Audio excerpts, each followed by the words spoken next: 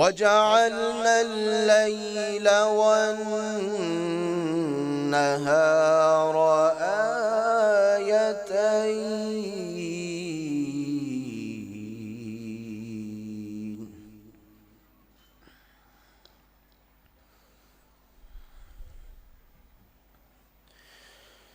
وجعلنا الليل والنهار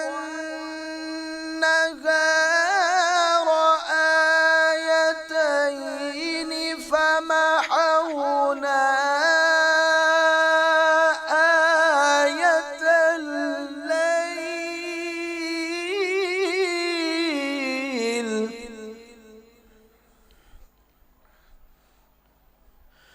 وجعلنا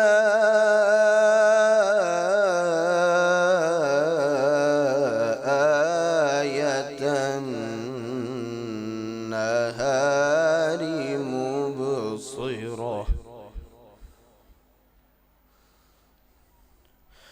مبصرة لتبتغوا فضلا من ربكم ولتعلموا عدد السنين والحساب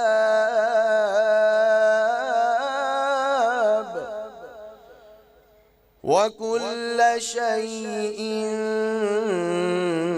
فصلناه تفصيلا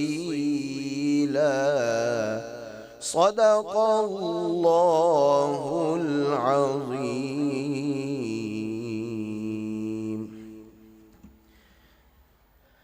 I seek refuge in Allah from Shaitan the accursed. In the name of Allah, the most gracious, the most merciful.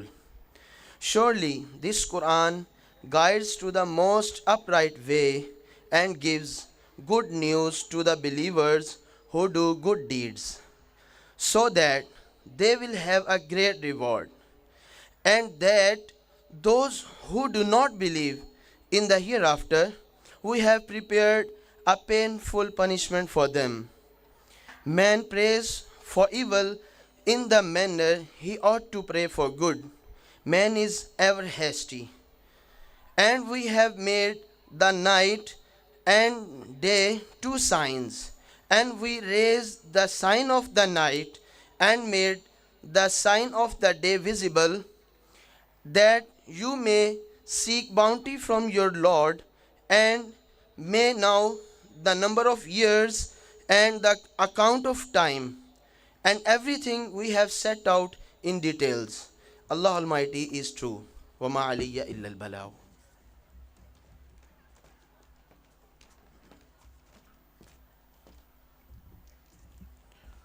Jazakallah. Now I'd like to call upon the stage Miss Anika Amber from the Department of Pharmacy for the Naate Rasool Maqbool.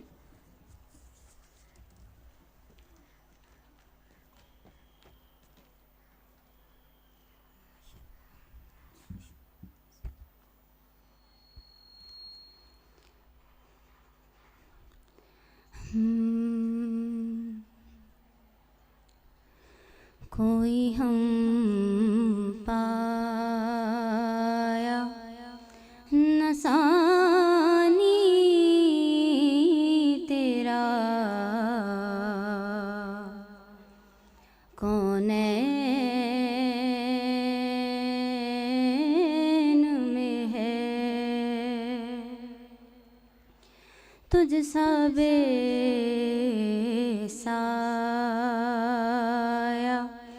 नजर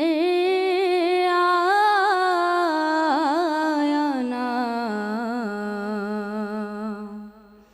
दारैन में है तुझ सा बेसाया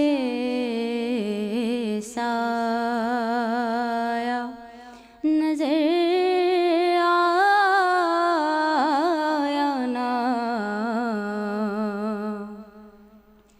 दारैन में है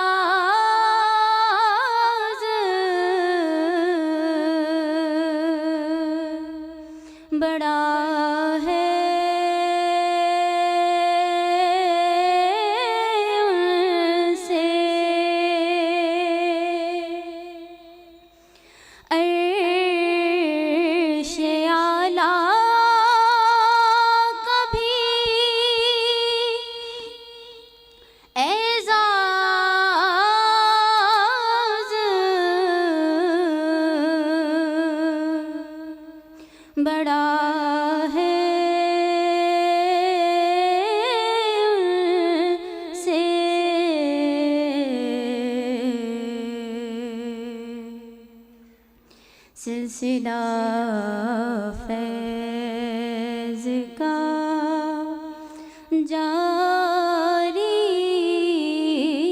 तेरी नालैन से है सिलसिला फैज़ का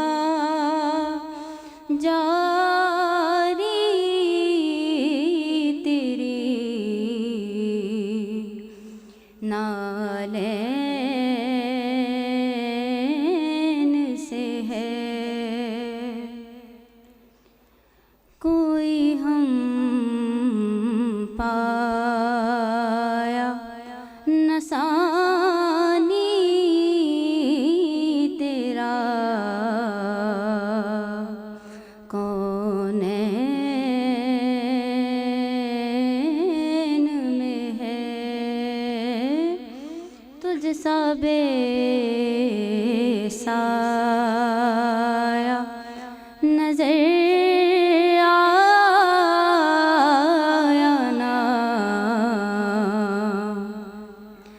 दारैन में है।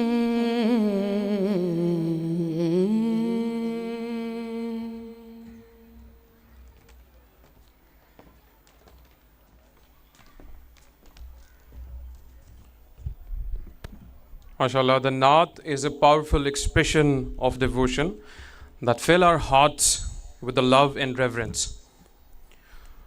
Ladies and gentlemen, as a mark of respect, please rise for the national anthem of the Islamic Republic of Pakistan.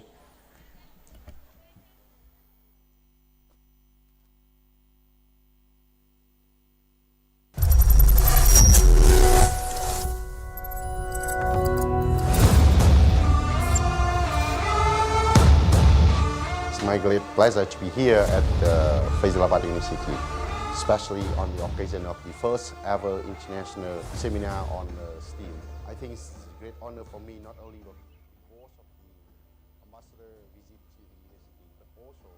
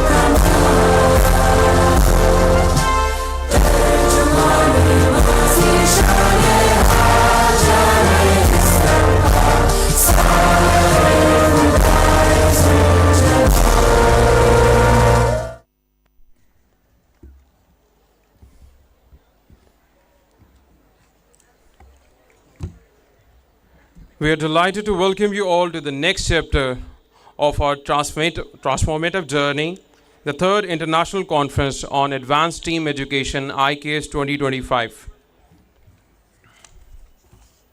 Now I'd like to call upon the stage the Honorable Rector, the University of Faisalabad, Professor Dr. Amanullah Malik, for the welcome address.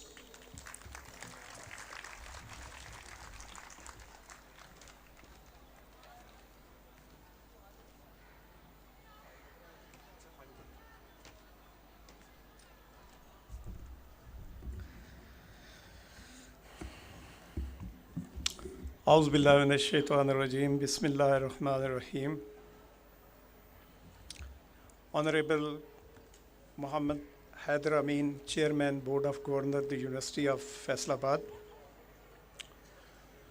Dr. Muhammad Hamza Amin, Vice Chairman, Board of Governors of the TUF, and Member, Board of Governors, Dr. Muhammad Abu Bakr. Professor Dr. Muhammad Iqbal Chaudhry, our chief guest who is on the way, Coordinator General Comstack. Excellency Mr. Mehmet Emin Semik, Consul General Turkey. Excellency Mr. Yasin Myers Mahmoud, Deputy Head of Mission at Somalia Embassy. Professor Dr. Ikrar Ahmed Khan, Chairman, Punjab Higher Education Commission. Professor Dr. Dato Nirma Samet, Deputy Vice Chancellor, University Saint Malaysia. Professor Dr. Fahim Aftab, University of Jang. Professor Dr. Yasir Nawab, Vice Chancellor, University of Kamalia. Professor Dr. Adnan Noor, Vice Chancellor, Information Technology University. Professor Dr. Mubashir Munawwar, Pro-Rector GIU. Professor Dr. Shahzad Sahib, Director FAST, Mr. Wahaj Siraj, CEO, Nawatal.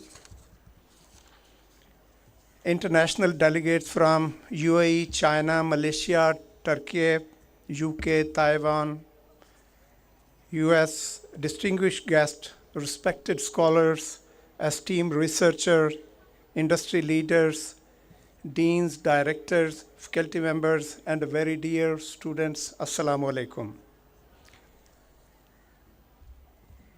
Welcome to the third International Conference on Advanced STEAM Education 2025. It's an honor and moment of profound pride for the University of Faisalabad to host this prestigious gathering, where the brightest minds unite to explore the future of science, technology, engineering, arts, and mathematics through innovation, creativity, and global collaboration.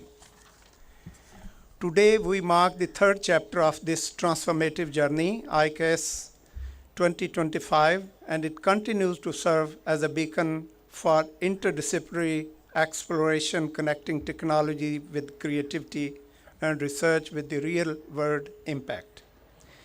This year's theme, Connecting Technology, Arts, and Social Science for Shaping the Future, reminds us that the education in 21st century cannot operate in silos. The future belongs to those who can integrate knowledge across the fields, think critically, imagine boldly, and apply innovatively. At the University of Faisalabad, our philosophy has always been rooted in transformation, where knowledge meets purpose and learning become catalyst for societal progress. Over the past 2 decades, we have built a thriving ecosystem that nurtures scientific exploration, creative expression, and technological innovation. With 7 faculties, 100-degree program, more than 400 dedicated faculty, and a diverse student body of 12,000 students from across different regions of the country, including international students, TUF continues to be a space where young minds discover their potential and prepare to lead with impact. TUF's growth is reflected not only in its infrastructure, but expanding more than 60 collaborations internationally and nationally. These collaborations strengthen the foundation of STEAM education, interdisciplinary thinking, cultural intelligence, and innovation beyond borders. The achievement, especially our ranking in World University Ranking, Times Higher Education Ranking for Innovation, QS South Asia University Ranking, and UI Green Matrix Ranking, reaffirmed that TUF is not just growing, it's leading. As we step into the era shaped by artificial intelligence, quantum technologies, digital transformation, and global interconnectedness, the role of STEAM becomes more crucial than ever. STEAM education is not just about integrating disciplines, it's about integrating mindset, scientific curiosity, technological competence, artistic imagination, and social responsibility. Today's conference brings together global educators, scientists, designers, innovators, and policymakers. Over the coming days, I encourage every one of you to engage deeply, share your research, challenge assumption, explore new ideas, and build meaningful collaboration. Let this conference become a turning point where ideas are born, partnerships are forged, and new educational paradigms take place. In closing, I extend my heartfelt appreciation to all organizers, scholars, keynote speakers, participants from around the world. Your presence certainly enriches this event and reinforces our shared mission to reimagine education for a rapidly evolving world. Thank you all and welcome to the ICAS 2025 Pakistan Zindabad.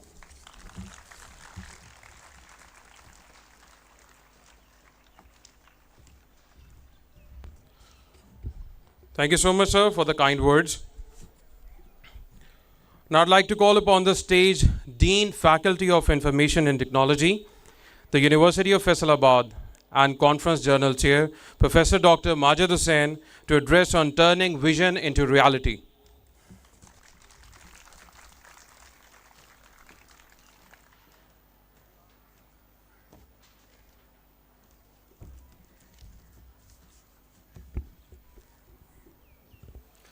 نحمده ونصلي على رسوله الكريم أما بعد فأعوذ بالله من الشيطان الرجيم بسم الله الرحمن الرحيم.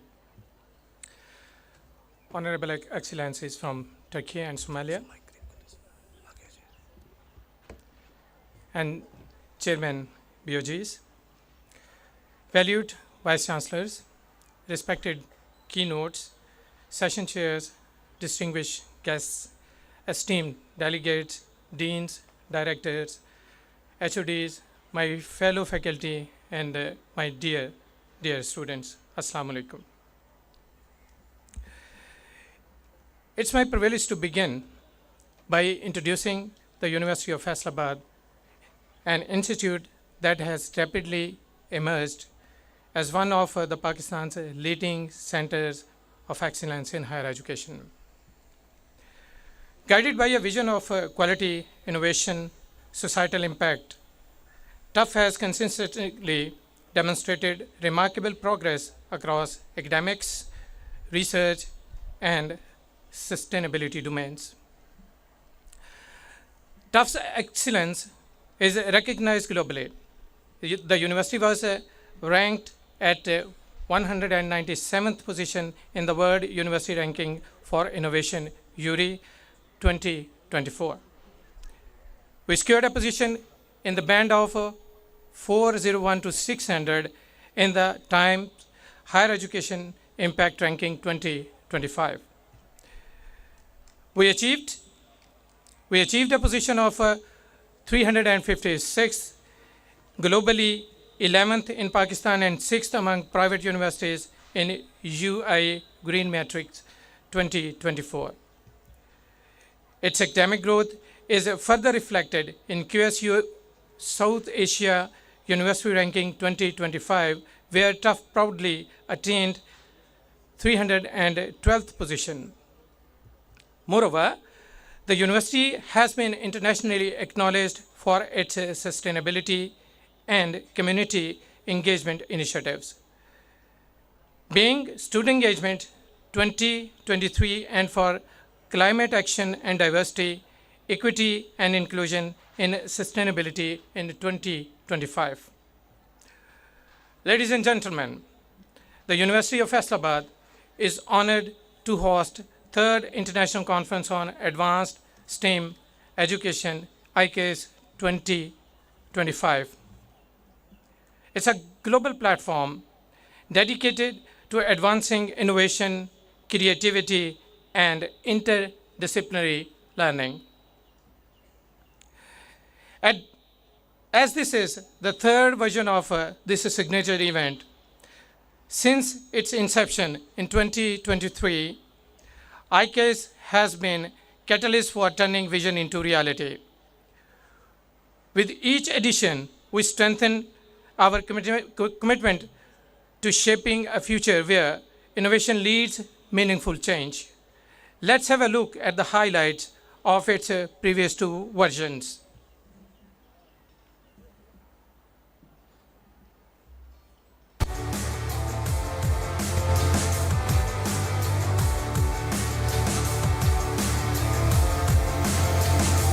I think it's University of Faisalabad and the work that is happening here, including this conference today, which is really truly trying to connect global minds, can be an inspiration for other universities in Pakistan and beyond Pakistan. So I'll carry this message with me, and I wish all the best to the university, to its students.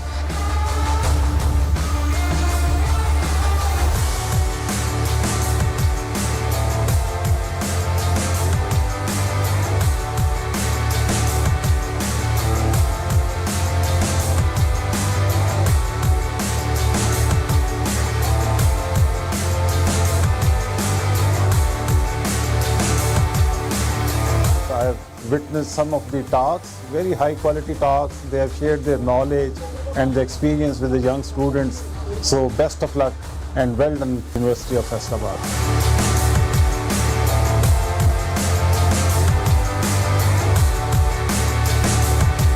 This first international conference will pave the way to success of our young generation.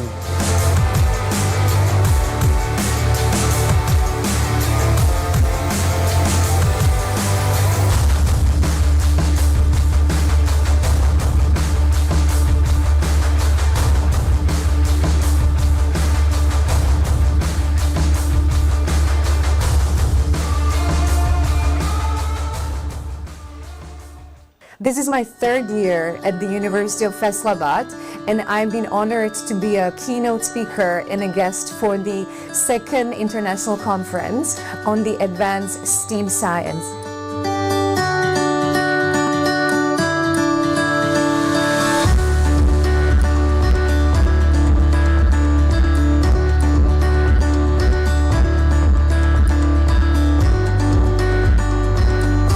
It's been truly a joy and honor to be part of this conference, because I always come out inspired out of this place by the energy of the faculty and the educators and mentors, but above everyone, really by the students. I have met many women leaders who are already on their career path to make a positive change in the STEAM sector here in Pakistan and beyond.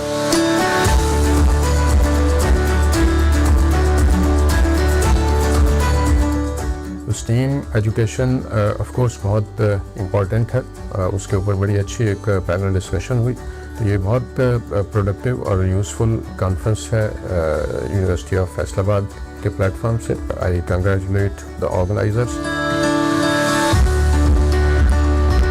University of Faisalabad में it was remarkable कि इसमें जो उन्होंने जो सारे पाकिस्तान से बल्कि बैनुल-अक़वामी experts भी इकट्ठे किए हैं, और जो सुबह पैनल डिस्कशन हुई है कि कैसे स्टीम एजुकेशन को हमारे डिफरेंट सेक्टर में एम्बेड किया जाए, तो इससे उम्मीद है कि ना सिर्फ इस यूनिवर्सिटी में बल्कि पाकिस्तान में स्टीम एजुकेशन के लिए राहें नई खुलेंगी. और ये एक बहुत ही मुफीद कॉन्फ्रेंस है, ख़ास तौर पर बच्चों के लिए. पाकिस्तान में स्टीम एजुकेशन इमर्ज हो रही है, परवान चढ़ रही है कि किस तरह हमने साइंस को और इंजीनियरिंग को, आर्ट्स को, मैथमेटिक्स को और जो दीगर सब्जेक्ट्स हैं उन्हें किस तरह हमने बेहतर तरीके से सीखना है और फिर आगे लोगों तक डिलीवर करना है.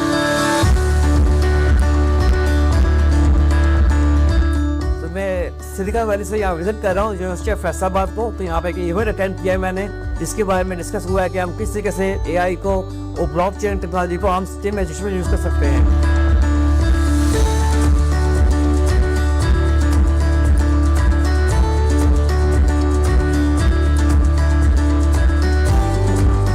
मैंने पैनल डिस्कशन मॉडरेट की. इसमें हमारे वाइस चांसलर्स भी थे डिफरेंट यूनिवर्सिटीज़ के, और एंटरप्रेन्योर्स भी थे, और एजुकेशनिस्ट भी थे, और मुख्तलिफ मुल्कों से ताल्लुक़ रखने वाले एजुकेशनिस्ट भी थे.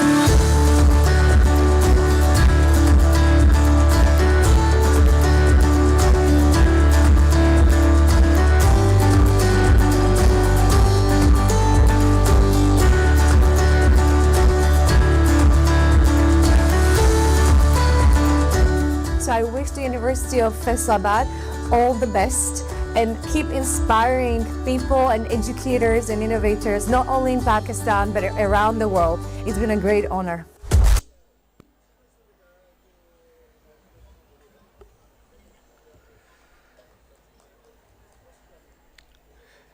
Ladies and gentlemen, building upon the success of the first through editions, which engaged more than 4,000 participants, brought together 15 plus international keynote speakers, produced 100 plus research publications, and connected academia with 20 plus industrial domains. STEAM 2025 continues this remarkable legacy. This year, we are proud to welcome global scholars, policymakers, educators, industry professionals, community representatives, and international delegations from 15 plus countries. These are here to explore the integration of the technology, the arts, and the social sciences to shape the future. The 2025 conference features 22 technical sessions, 225 research abstracts, interactive workshops, panel discussions, investor connect sessions, community-focused initiatives, corporate leaders, startups, and the media professionals. With a projected attendance of 3,000 and the 500 plus, STEAM 2025 is Pakistan's most influential academic gathering in integrated education. As we open the doors to this year's STEAM conference, we are excited to welcome researchers, educators, students, and industry experts who continue to push the boundaries of the science, technology, engineering, arts, and mathematics. I extend my best wishes for the perfect success of the third International STEAM Conference.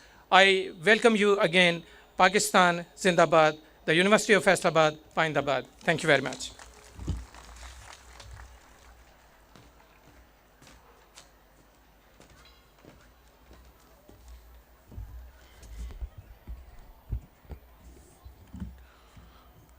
Thank you so much, sir. Let's begin our keynote speaker session.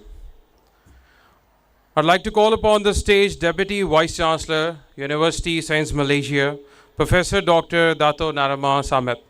She'll be talking on bridging disciplines, shaping future, advancing STEAM education for the sustainable tomorrow. Let's have a huge round of applause for her.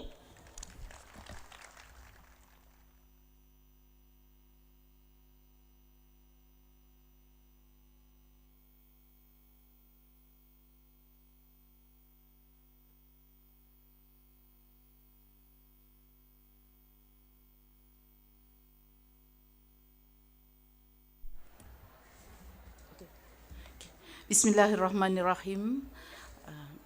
Assalamualaikum warahmatullahi wabarakatuh.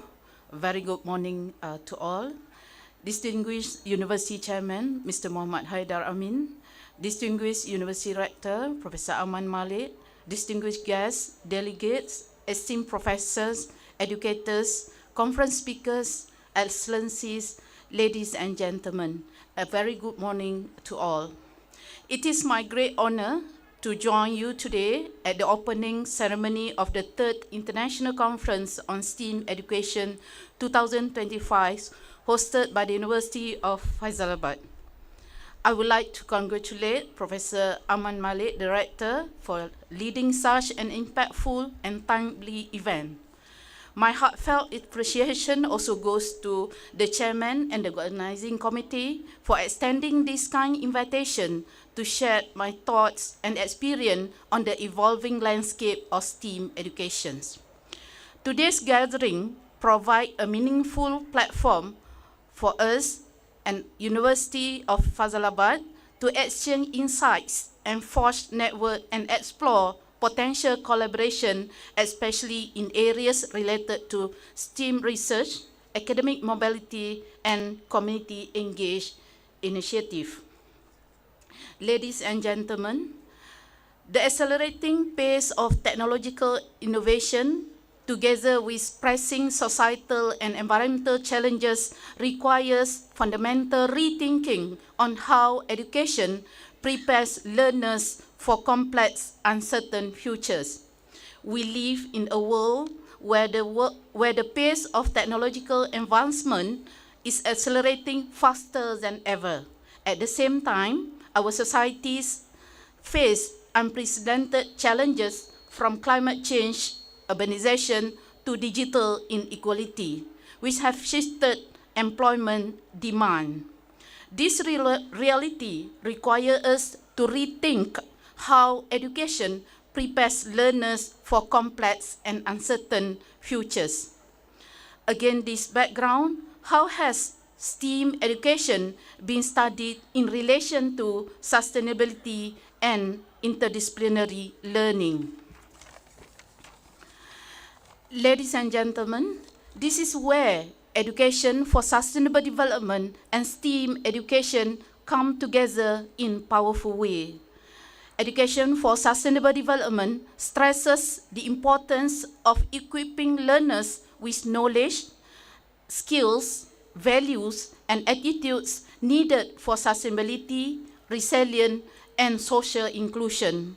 In parallel, STEAM encourages interdisciplinary learning, creativity, and innovation, helping learners to think critically and solve real-world problems. STEAM approach has sought to transcend traditional disciplinary silo by integrating creative human-centered practices into technological to foster higher order thinking, innovation, and learners' agency needed for sustainable problem solving. Recent global research offers encouraging signs. Systematic review shows that integrating STEAM with sustainability enhance creativity and innovation, critical thinking, interdisciplinary problem solving, learners' engagement, and real-world application of knowledge. Bibliometric studies of international publication, where bibliometric analysis and systematic review of more than 1,000 Scopus Index publication from 2020 to 2025 on STEAM indicated explosive growth in STEAM scholarship. Research topics have diversified to include teachers' professional development, digital learning environment, green technology, and culturally responsive pedagogy. Despite this momentum, gaps remain. Limited evidence of long-term impacts, inconsistent teachers' readiness for interdisciplinary work, need for better integration of arts and human-centered design, and uneven capacity among institutions and countries. These gaps underscore the importance of collaborative research and shared learning, something this conference will make possible.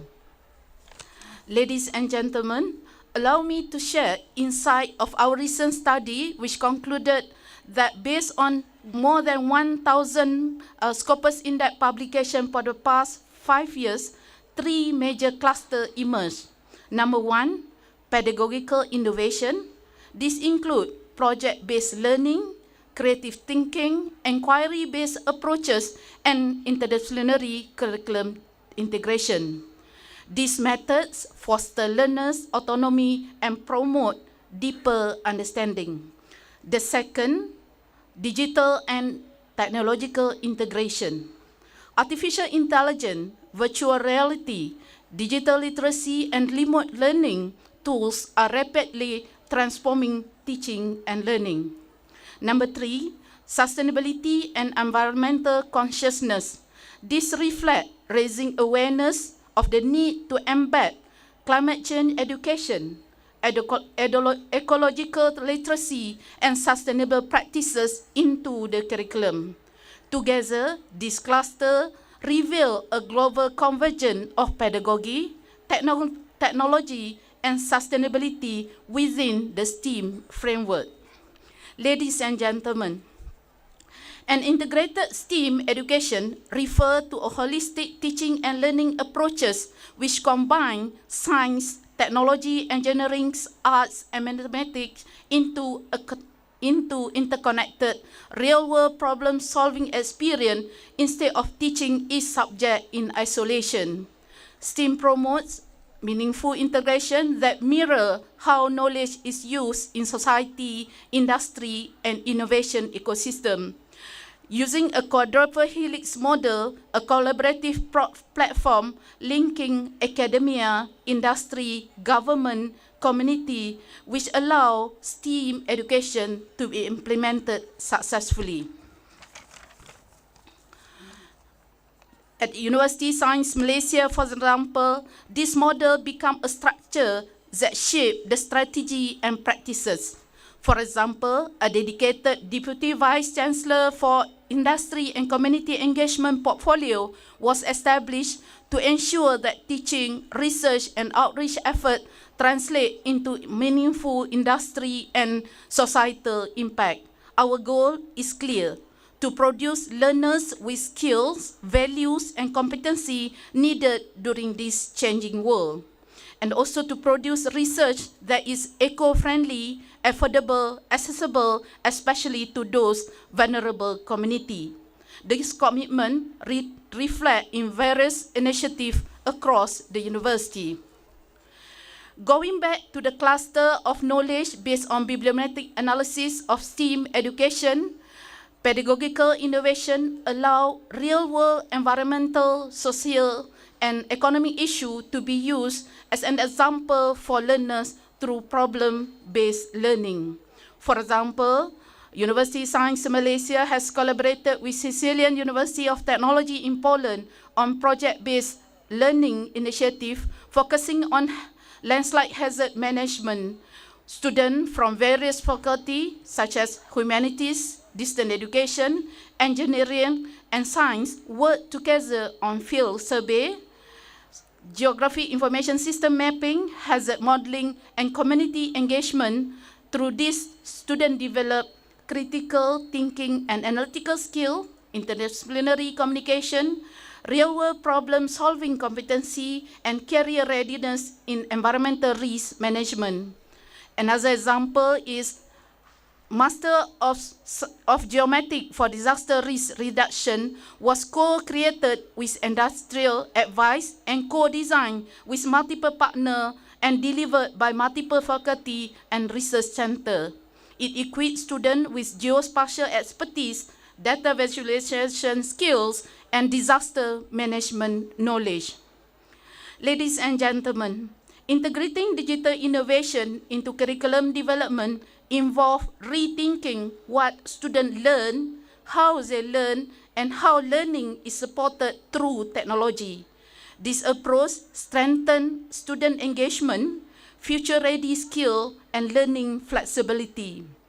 Incorporating digital innovation in STEAM education allows us to embed modules on digital literacy, data analytics, AI awareness, cyber security, and digital ethics.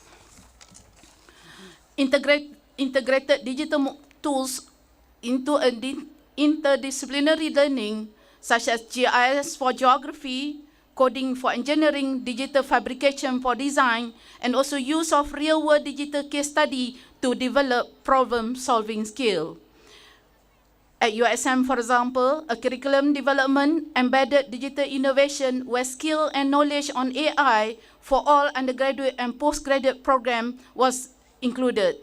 The Center for Development of Academic Excellence trains talent with the latest educational technology. USM operationalized sustainability through Living Lab, which serve real-world classroom for environmental learning. At the present, we have 3 Living Lab, which is Center for Marine and Coastal Study, River Engineering and Drainage Urban Drainage Center, and Center for Global Archaeology. The work by our researcher on oyster farming, for example, was transferred into the community. Our oyster farming project empower low-income community with sustainable agriculture skill. This project was brought to the community for socio-economic benefit for those in the bottom of the sustainable of the community. Our Brainy project, for example, based off neuroscientific research using stainless bee honey, have benefited more than 3,500 households to uplift their socio-economic, demonstrate how research can be translated into society and also economic benefit. Ladies and gentlemen, our planet are living laboratory where STEM converge to shape a sustainable future. How to ensure our students have skill and understanding of global issues and culture. Our mobility program for learners and educators provide useful platform for global exposure and enhance global skill and understanding.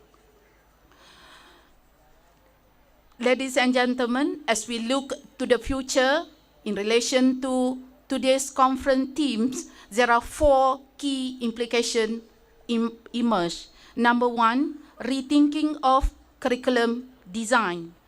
Education system must promote eco-pedagogical intelligence, the ability to link ecological understanding with technological innovation and creative problem solving.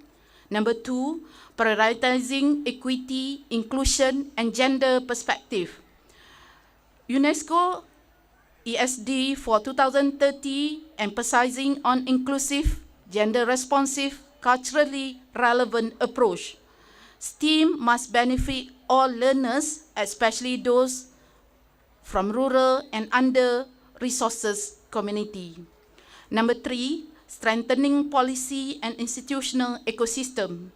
Strong cross-sectional partnership among academia, industry, government, and community are needed to drive innovation in teaching, learning, and research. This initiative must align with today's agenda, which is sustaining future in the context of sustainable development. Ladies and gentlemen, advancing STEAM education is not merely about merging discipline. It is about collective responsibility to shape resilient, technological fluency, creative and critical thinking, ethical and sustainable mindset, global citizenship value, and community responsibility. STEAM education provides a pathway, while sustainability provides the purpose. And together, they prepare a new generation of thinkers, innovators, and change makers capable of shaping a more resilient and equitable future. The journey ahead requires courage, collaboration, and vision. Conferences like this strengthen our collective resolve to advance STEAM education that is not only innovative but transformative. Finally, thank you once again to the University of Faisalabad for this invitation and for hosting such a remarkable conference. I look forward to continue exchange ideas and collaboration that emerge from this gathering. Thank you. Wabillahi taufiq wa hidayah. Wassalamualaikum warahmatullahi wabarakatuh. Thank you.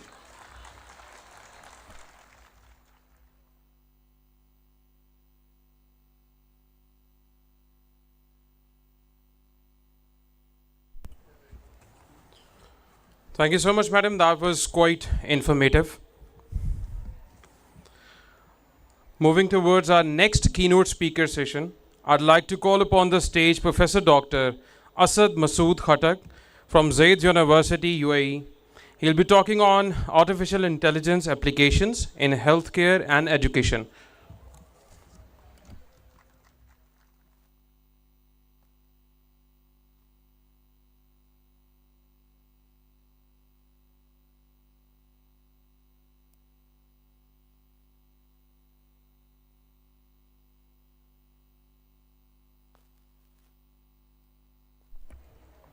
Hello. Okay. Bismillahir Rahmanir Rahim.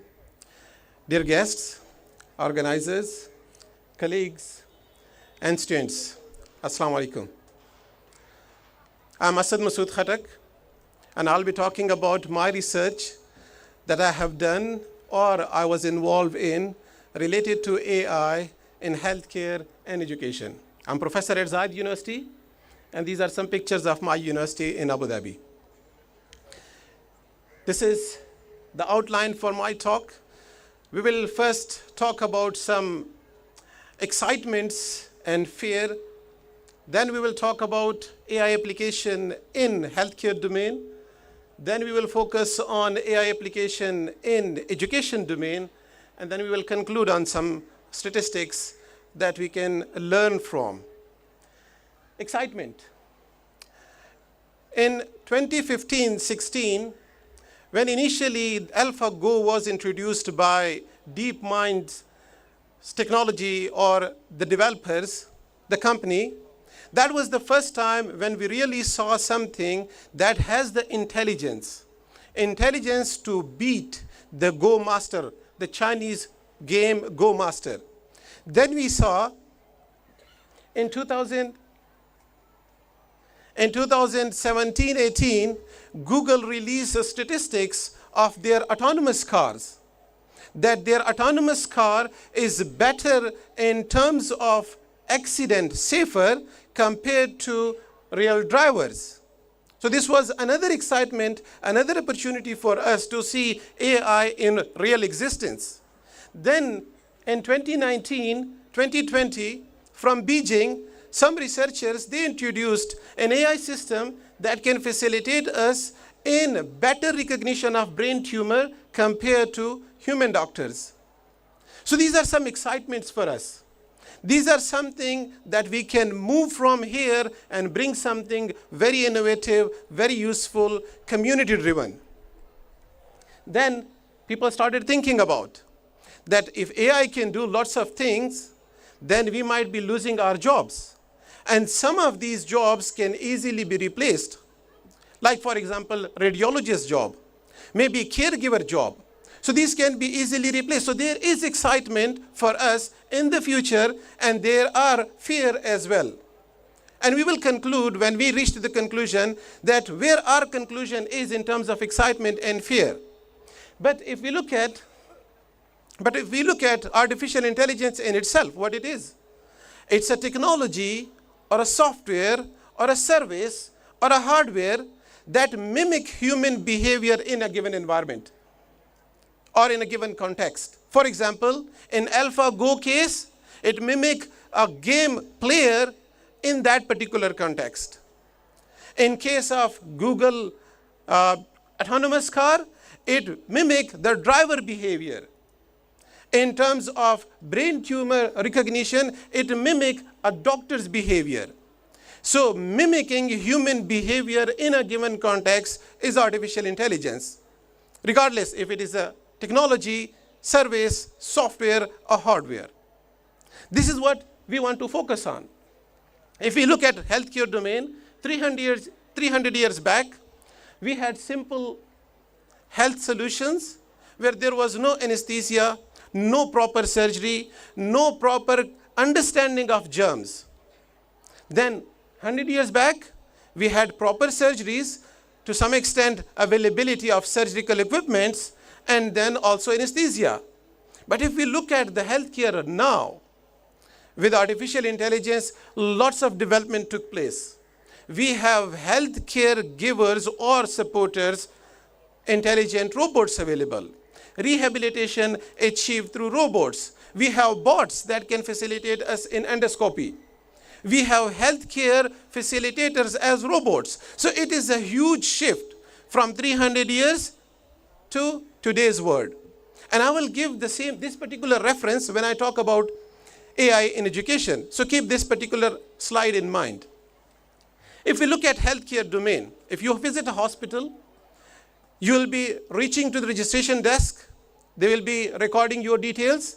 Then you will go for vital signs or vital symptoms recognition or recording. Then you will go to the doctor. They will ask you for some tests. Then you will go through some MRI scans or stuff. Doctor will then prescribe you medicine or surgery or some sort of mechanism that facilitate you in recovery. After that, you go to pharmacy, get the medicine, go back home. You are telemonitored or you revisit after some time. All this process is automated by now. But all this process is not artificially intelligent. Remember, there is a difference in automation compared to intelligence. A simple example is automation process will be if I go to a police department to get my driving license, the process of registration, exam, test, if this is computerized, it is automated. But if instead of a police officer to recognize or evaluate me, if I'm a good driver or not, and a robot evaluate me, this is artificial intelligence. So we need to differentiate between these two items. What we have done in this domain ourselves, we worked on, this is collaborative work with University of Derby from UK. We worked on personalized medicine. Like for example, if I have some health issue, let's say I have headache, then for me, Disprin might be useful.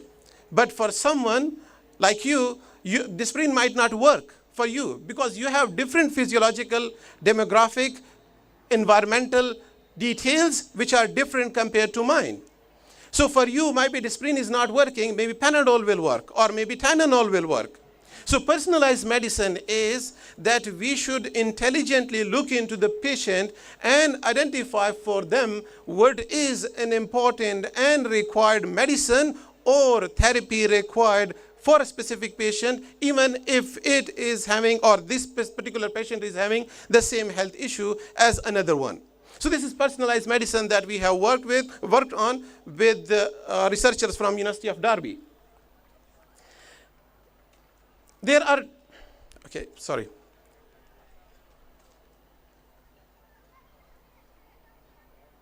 So there are lots of different systems in healthcare domain that we can work on, taking place from diagnosis, treatment, rehabilitation, drug discovery.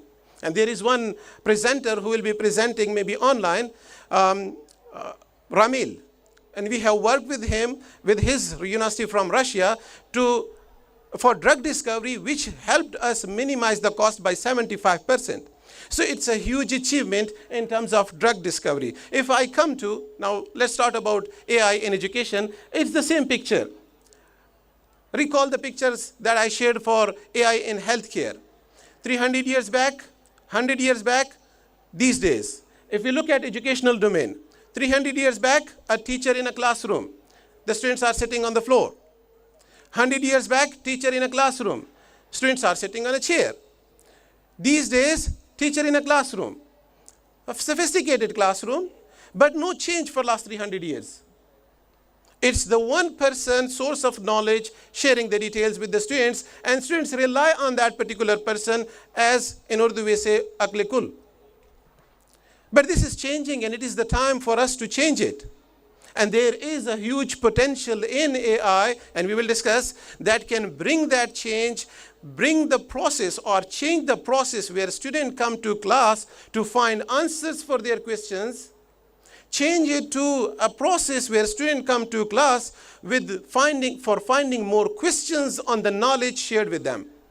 So this is what the ambition of artificial intelligence in this domain. If we look at some statistics, from youth perspective, that is from students' perspective. They believe artificial intelligence can facilitate them, and that can facilitate them in very good job hunt. So here we have some statistics. The links for all those surveys are available. If we look at from perspective of teachers,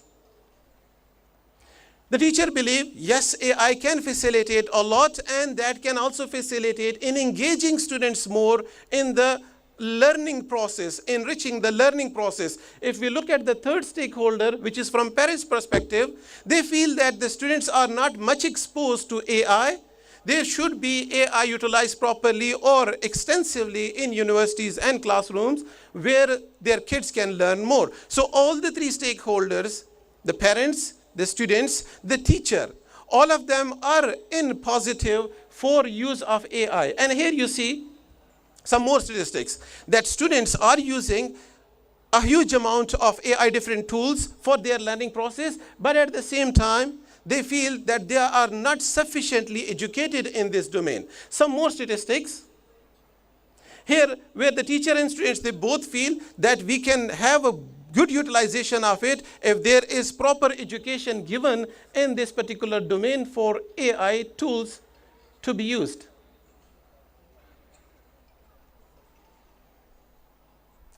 Here, some statistics where we have 68% of the students, they have never used AI tools in their classrooms.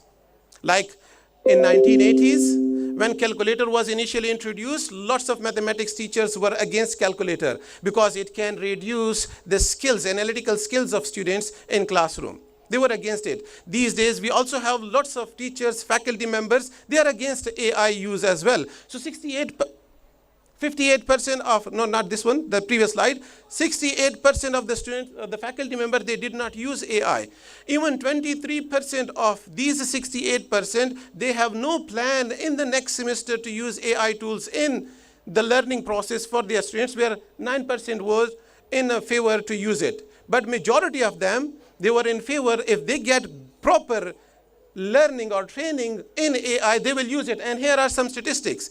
Gradually, there is professional development taking place for teachers, that is educators, getting more understanding of AI and using it in their teaching stuff or learning process that they deliver in the classrooms.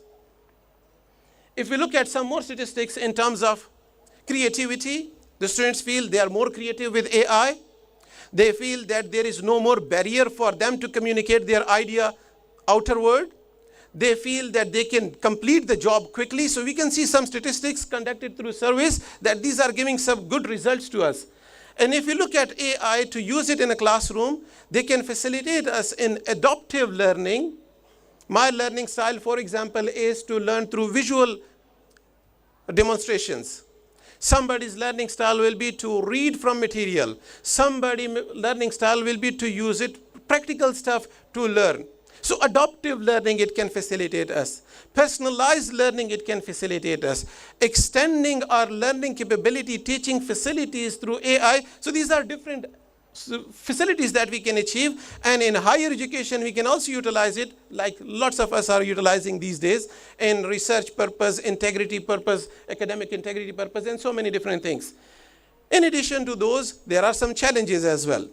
The challenges are related to availability of these resources to all people. The dependency on these, for example, if the students are too much dependent on these tools and you go to market, the employer hire people, they prefer to hire people, those who are good in teamwork. But if you too much rely on technology, you will be losing your skill of teamwork. So this is one downside of AI, so too much relying on it. So this is something, a side effect of AI, which we can overcome, and we have awareness of this. I'll talk about some initiatives UAE government has made in this direction, since I'm coming from Abu Dhabi, to share some of those details with you. UAE Ministry of Education, they started AI tutor in a classroom, Mohammed bin Zayed University of Artificial Intelligence, a newly established university only for artificial intelligence. They are contributing in this particular project, and we are lucky that we are also taking part in this particular research with them. So this is one practical application of AI in education case. There is another platform available, which is Alif platform. It facilitates students in more engagement, personalized skills for learning and delivering to the community. And it is a tool or a platform where 1.1 million students already registered to this. So it's a huge platform facilitating in AI. It's another initiative. There are a few more initiatives. Here, one initiative is AI complexes, educational complexes. UE has established 11 different complexes, huge complexes with lots of technology available. 28,000 students registered in them to learn according to their own preferences for technology, skills, educational material that they are interested in. Then we have from the council, from the cabinet, there are charters being established as well that how AI, generative AI, can be used in different organizations or in different industries domain, like for example in business. The same way there are charters available how it can be used in educational institutions, and we have those charters properly available for us, how the students can use it, how as faculty we should be using generative AI. So this is the proper guideline available for us. And if you recall from the statistics that I was sharing, there are many faculty members as well as students, they want proper these guidelines from the governments or from their district government to be shared with them so they can use it in a proper manner, where the distrust aspect, where the faculty member is not sure whether the material submitted by the student is genuine material, their own material, or it is not. And if it is not, if the penalty should be used, what should be that penalty? So, and in UE, we have these charters, these guidelines available, how to utilize them or use them. This is another research work that I'm involved in, where in a given environment, in a given classroom, using different sensors, different cameras, you can take the image of that particular environment into meta environment, and over there make personalized learning aspects for the students involved. But this one is mainly for students with disability. And we worked on one project which was establishing a communication software for mute students. That if a mute student wants to communicate with you, how we can establish this. And we were able to achieve it, not for the whole language, but at least part of that language. And we participated in multiple competitions like Hackathon, Ministry of Education competition, and we were in many cases third or second prizes for the software that we developed. And then now it is being acquired by the Ministry of Interior, and they are further developing it.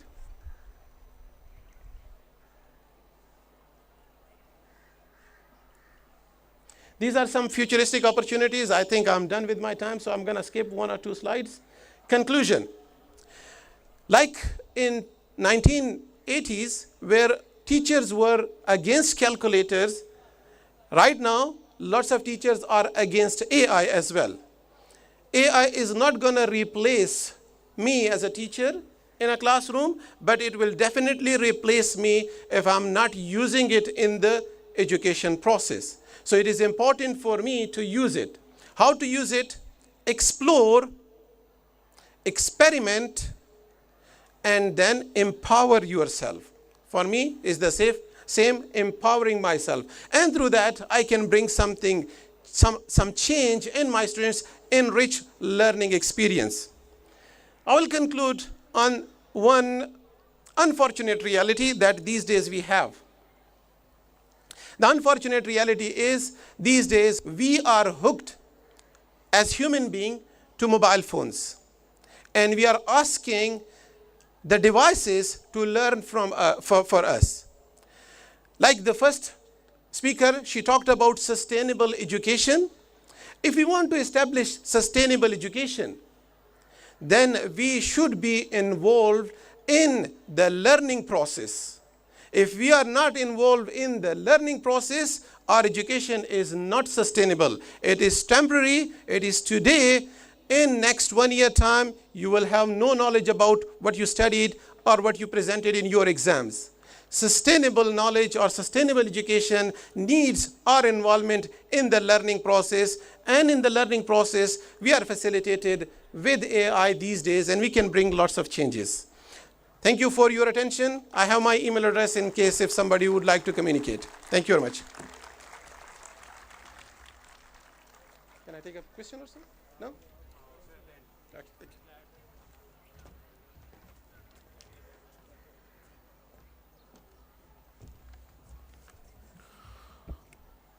Thank you so much, sir. That was quite informative session regarding artificial intelligence.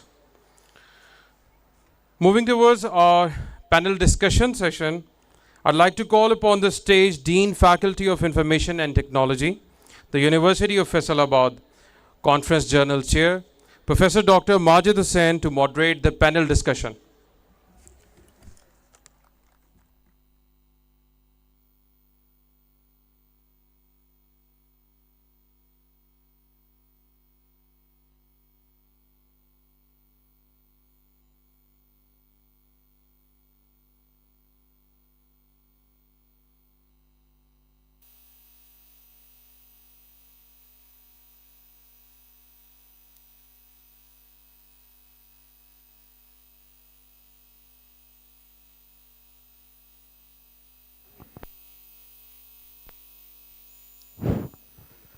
Bismillah ar-Rahman ar-Rahim. Ladies and gentlemen, this is Professor Dr. Majid Hussain, chairing the conference as the General Chair and extending the services of the moderator for this specific session, which is focused over Beyond Imagination, Shaping Tomorrow with AI and the STEAM Education. For this very rationale, I must introduce my panelists, and my first panelist is from Turkey, Professor Dr. Mustafa Aslan from Bilgi University, Turkey.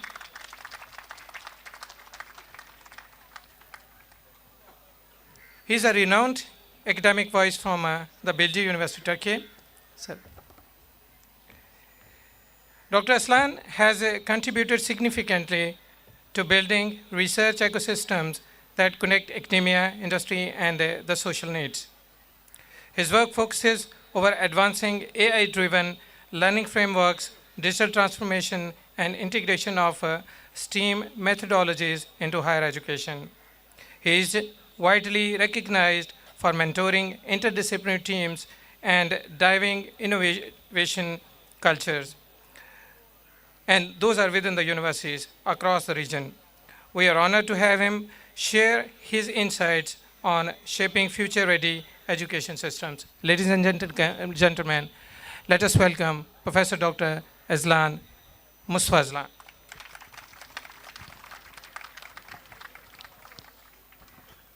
Our next panelist is from China, Professor Dr. Zhu Dai from Hangzhou University, China. He is an internationally recognized scholar. His research teams in China work at the forefront of innovation, building scalable AI systems that support smart cities, precision healthcare, and next generation robotics.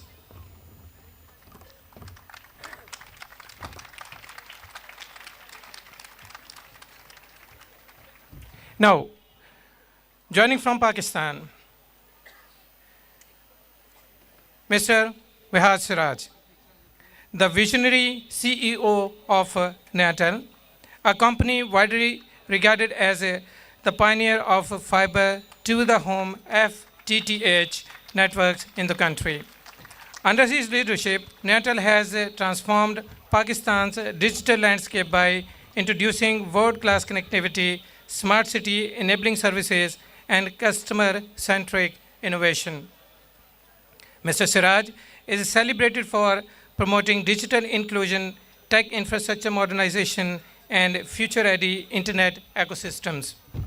His work has significantly contributed to Pakistan's readiness for AI-driven industries and cloud transformation.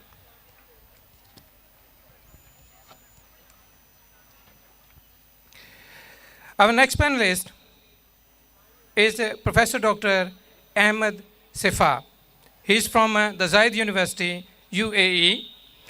He is a globally respected researcher in human-computer interaction, user experience engineering, and software design. He has authored several influential publications that bridge the gap between AI technologies and human-centric design principles. His work enables digital systems to become more accessible, usable, and culturally adaptable. Dr. Sifa contributions continue to guide policymakers and industry leaders in designing inclusive and intelligent digital ecosystems. We welcome Dr. Sifa on the stage.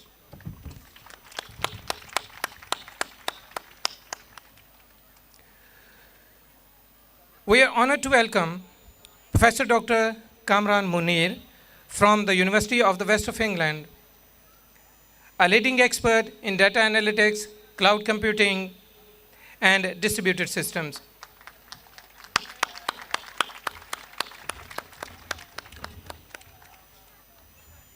His work spans intelligent data processing, big data engineering, and integration of AI into the enterprise-grade systems. Dr. Munir has collaborated extensively with global industry partners to build scalable and secure data solutions. His research empowers organizations to harness data-driven decisions making and transform business processes through automation and intelligence. Thank you, Dr.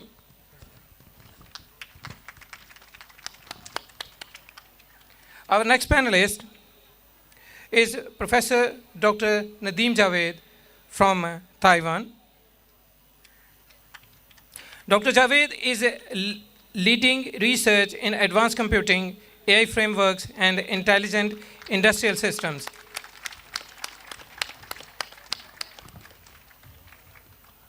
His work contributes significantly to Industry 4.0, automation, smart manufacturing, and process optimization using machine learning. He has played a vital role in strengthening international academic collaborations between Pakistan and East Asia, especially in AI education and engineering innovation. Thank you very much to all of the respected panelists. Dear audience, we have an ongoing debate, and that is about AI. I have a few quotes just to express how the experts at the international level think and what do they want to message to the international community. First of all, Stephen Hawking.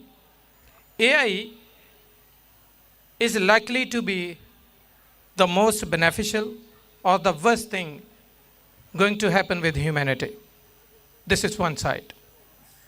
The other side is of Elon Musk. And what he says, we must be super careful from AI. It is more dangerous than nukes. This is another side. And there exists a very positive side, and that is of the Zuckerberg. He has advocated the AI on multiple times, and for the presidents, I say, what he says, the future of AI is building a personal intelligence that can help you to perform better. It is not to replace you, it is to assist you, and it is to empower you. So between these lines, we are going to discuss some of the specific burning issues. Those exist in the education in particular and in overall society in general. First, I will request Professor Dr. Muswa Azlan to please let us know how do you foresee AI reshaping interdisciplinary learning within STEAM fields over the next decades, particularly in the developing countries, sir.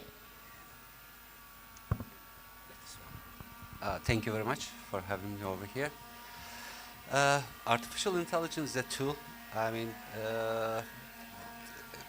it's like a knife.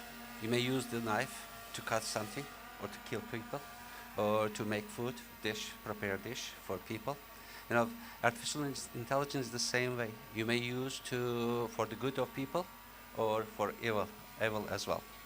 Now, for developing countries, artificial intelligence is, it's an opportunity because not only for the developing countries, matter of fact, for everybody, artificial intelligence is an opportunity because everybody's learning pace or learning style is different than other. Everybody has their own style. Now, artificial intelligence may help develop personalized medicine, personalized learning style. Okay, we may arrange artificial intelligence as per person, or what we can do, we can have 24 hours, 7 days tutor by using the artificial intelligence. Otherwise, if you don't teach how to use the artificial intelligence, people of course will abuse it. Okay, for developing countries, artificial intelligence, as I said, it's an opportunity because they don't have access to laboratories or other facilities that the Western countries or developed countries do have. So with the virtual reality or augmented reality, we may turn artificial intelligence into laboratories, into some learning environment that developing countries may use to educate their kids. Thank you. Thank you very much, Professor Dr. Mustafa Aslan. And he was talking about the AI and resembling the AI with a knife. That knife can be used to cut off some negative thing and can be used as on the positive side as well. And we can use the AI to make the people learn, to customize the medicine, and to support the laboratories in the form of the virtual and augmented realities. Sir, Professor Dr. Zhou, my question is, how can the countries ensure strong AI governance while still encouraging a rapid innovation and development of the intelligent systems? Sir.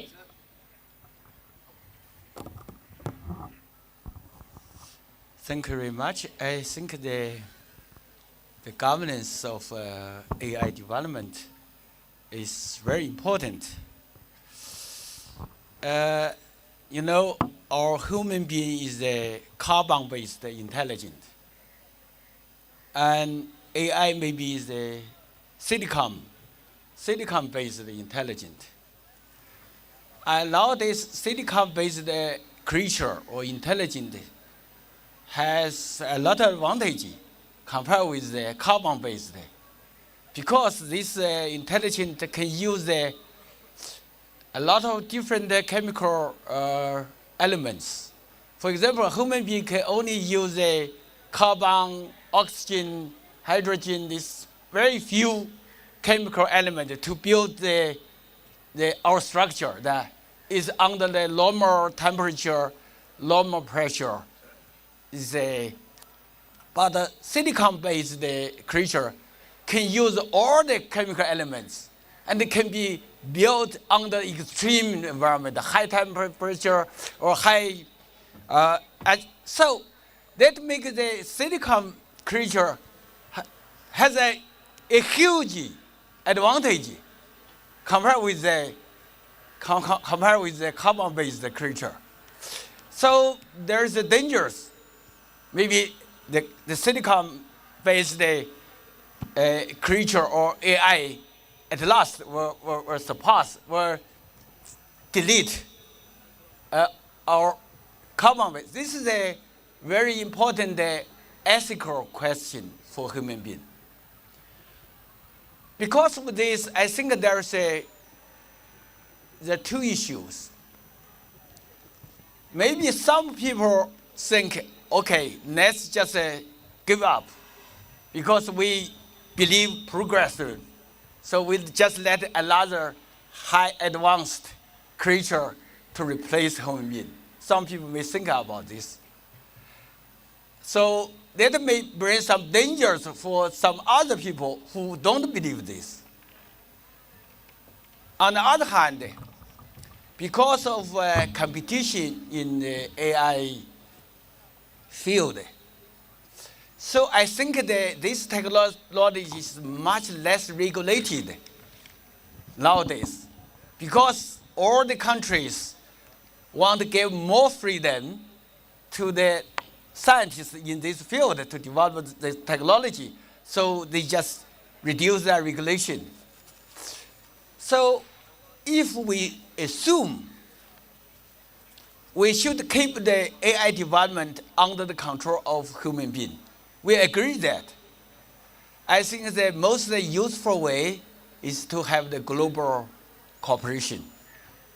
So all the countries on the earth should, based on some basic line, to develop this technology. We cannot break through this basic commitment or ethical criteria. And I think they should have some kind of international mechanism to make the law to control some kind of technology development. I think this, but I'm not sure whether that can be achieved or not because a tough competition among countries, especially I think between China and also USA.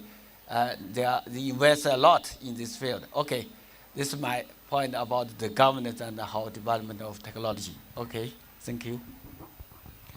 Thank you, Professor Doctor. So he was just talking about the human composition.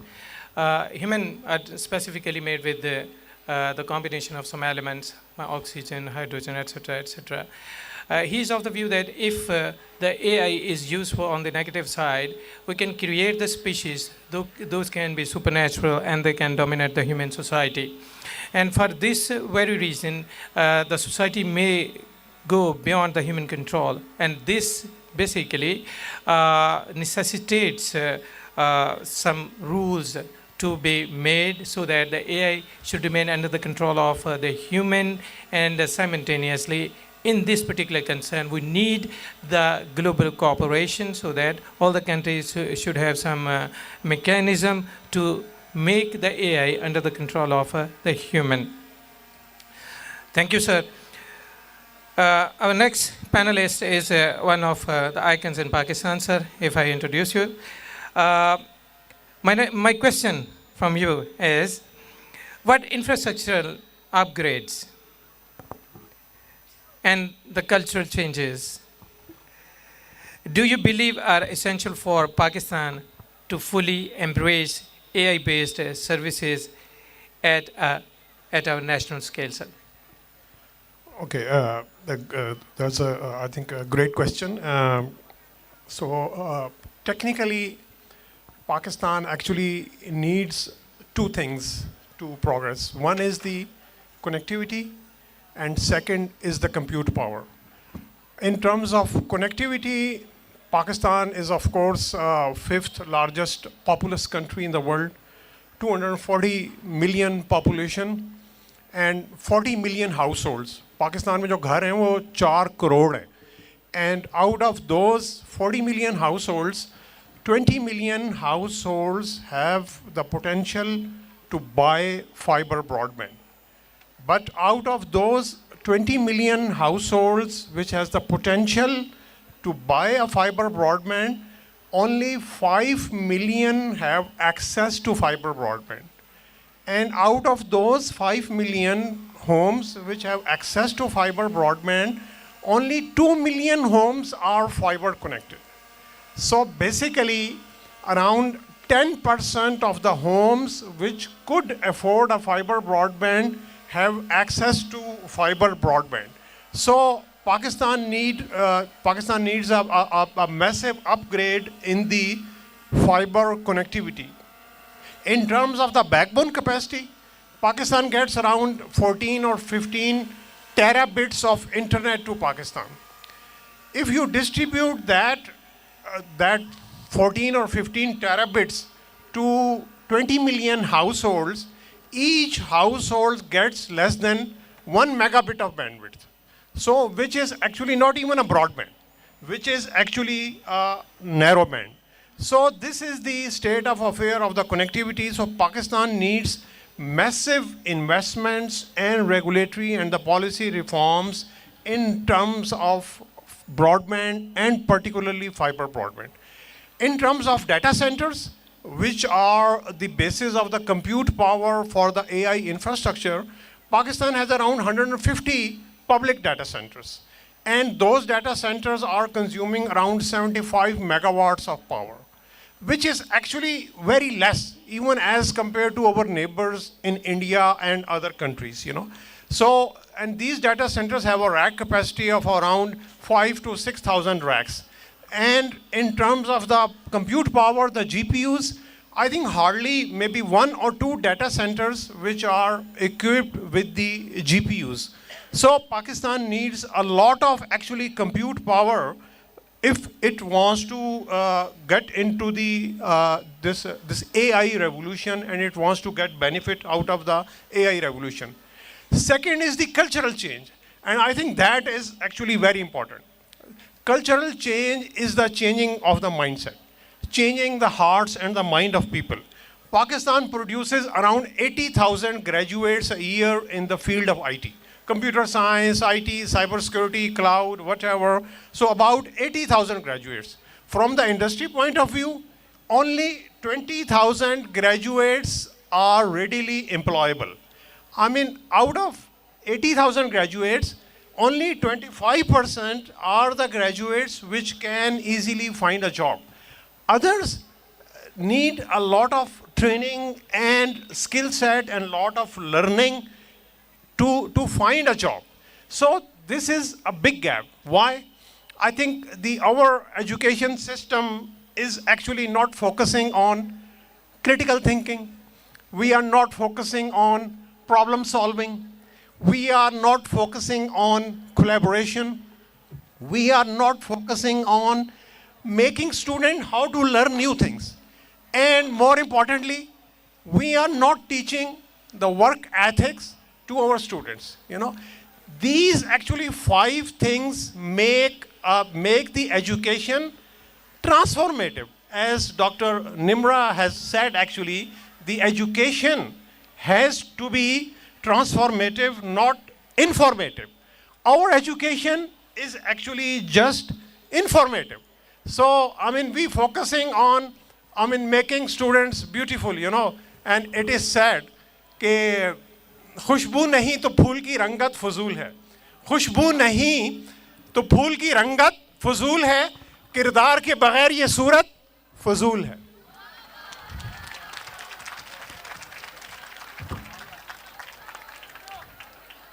तो my dear, हम focus करते हैं, we focus on my selfie should be very beautiful, my cloth should be very beautiful, you know, my jewellery is going to be very beautiful, my makeup should be very beautiful, you know. This is good, but this is temporary, my dear. The actual power is the power of character. So it is the power of creativity. It is the power of critical thinking. It is the power of not giving answers, but it is the power of asking questions. You know, so you should be able, and we should be able to ask questions, challenge status quo. वो पाकिस्तान में नहीं कि यार question करे तो उसको उठा ही लिया जाता है, you know. तो this is the culture that needs to be promoted.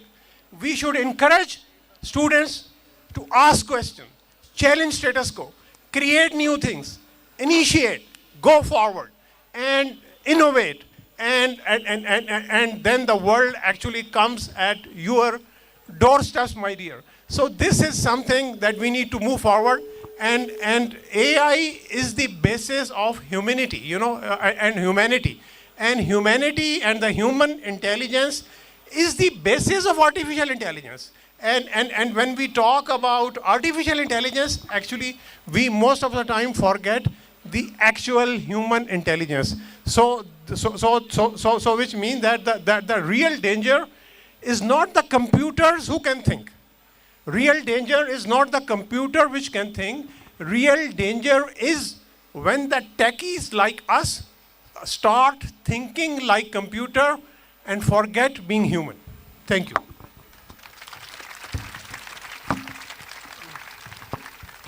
Thank you very much, sir. Especially for making the crowd live. We were just discussing about the connectivity, the restrictions of our available and data rates, and those are, concluded over the narrow bands.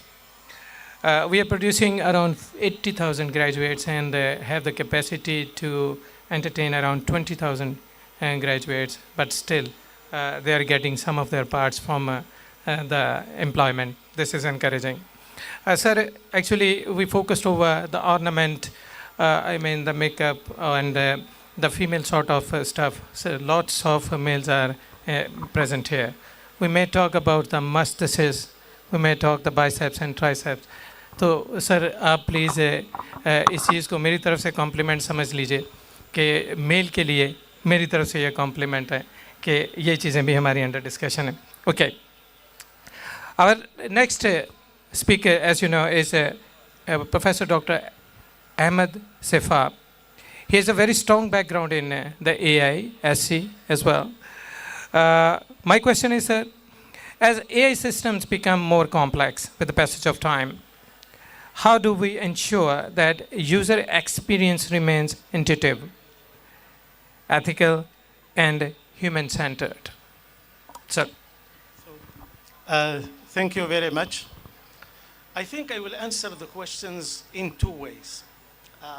The first one, I want really that students that are here hear me very well.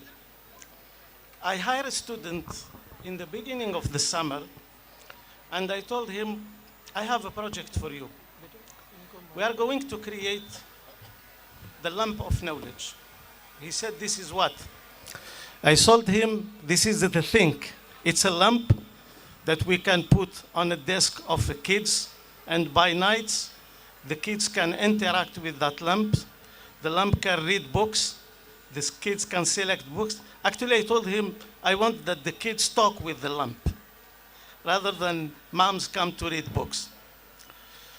And I told him, let's do the literature review, because he was a graduate student. Let's design the system, even the physical designs, the algorithms, everything. And then I wish that we can also summarize all this experience, and we write a research paper. So by the end of the summer, which took for us 3 or 4 months, and we wrote the paper. And I said, let me ask my colleagues what they think about this paper, if it is a good paper or not. 3 of my colleagues reviewed the papers, and they found that the paper is really good, and it deserved to be presented in Brazil in September in a conference. But then I told them, look, there is one thing that I have to tell you. My student is artificial intelligence. And I was interacting with artificial intelligence and all kinds of tools during the whole summers. And all what we produced is between me and artificial intelligence. As a teacher, as someone who was creating systems and software systems for 45 years, that's my life.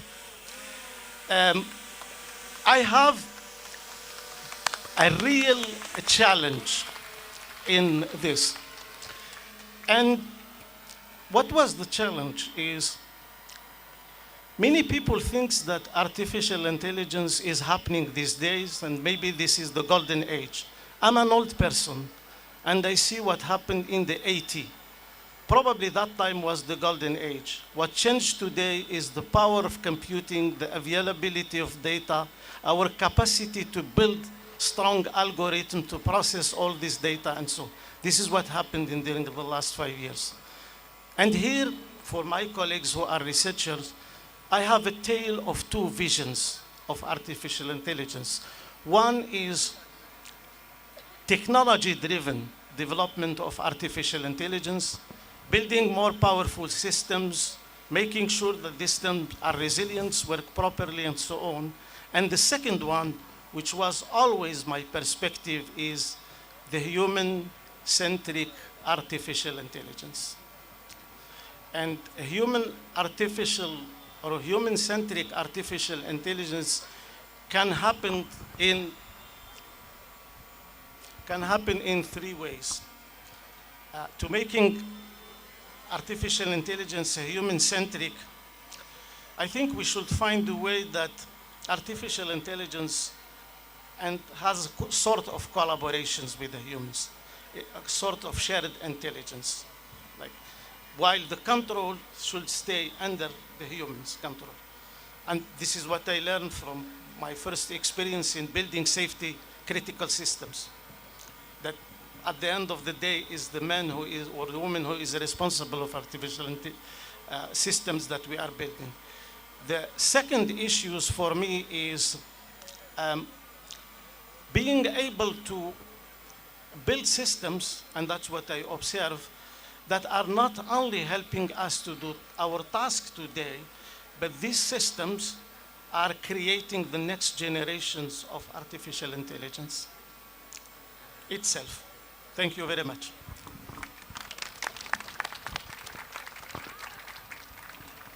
Thank you very much, Professor Dr. Ahmed Sifa. He talked about a very burning issue right now, which is existing in the research community. We can make our student as AI, and we can have a colleague as AI. In the both way, it is very productive, but simultaneously, it is creating huge sort of issues in plagiarism sort of stuff. Simultaneously, servers of the view that AI can be used for,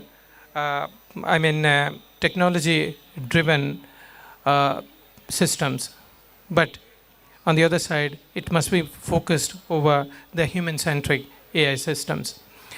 Further, AI is one of the best tools for the collaborations, but must be within the limits. Thank you, sir. My next question is from Professor Dr. Kamran Munir. Sir, how can organizations strike the right balance between data accessibility and security in AI-driven cloud ecosystems? It's a bit technical. Thank you very much. Thank you very much, everyone, for being here and for listening to this discussion. The question that is posed to me is around the accessibility of the data as well as how to maintain security. I think this is the issue that almost every organization in this world is experiencing. They want to make the data available because they want their people to build AI models or get interesting ideas from the data, but they are unable to share it. If I give you the example of healthcare industry, we want to bring innovation in the healthcare. We want the patients to get right type of the treatment. We want our patients to use right type of medications. And we want to study that how, what was the effect of the medicine on a patient and then on a different patient. For example, if you give cancer treatment to one patient, it may not be same, it may not have same effect on the other patient because it all depends about lots of other dynamics.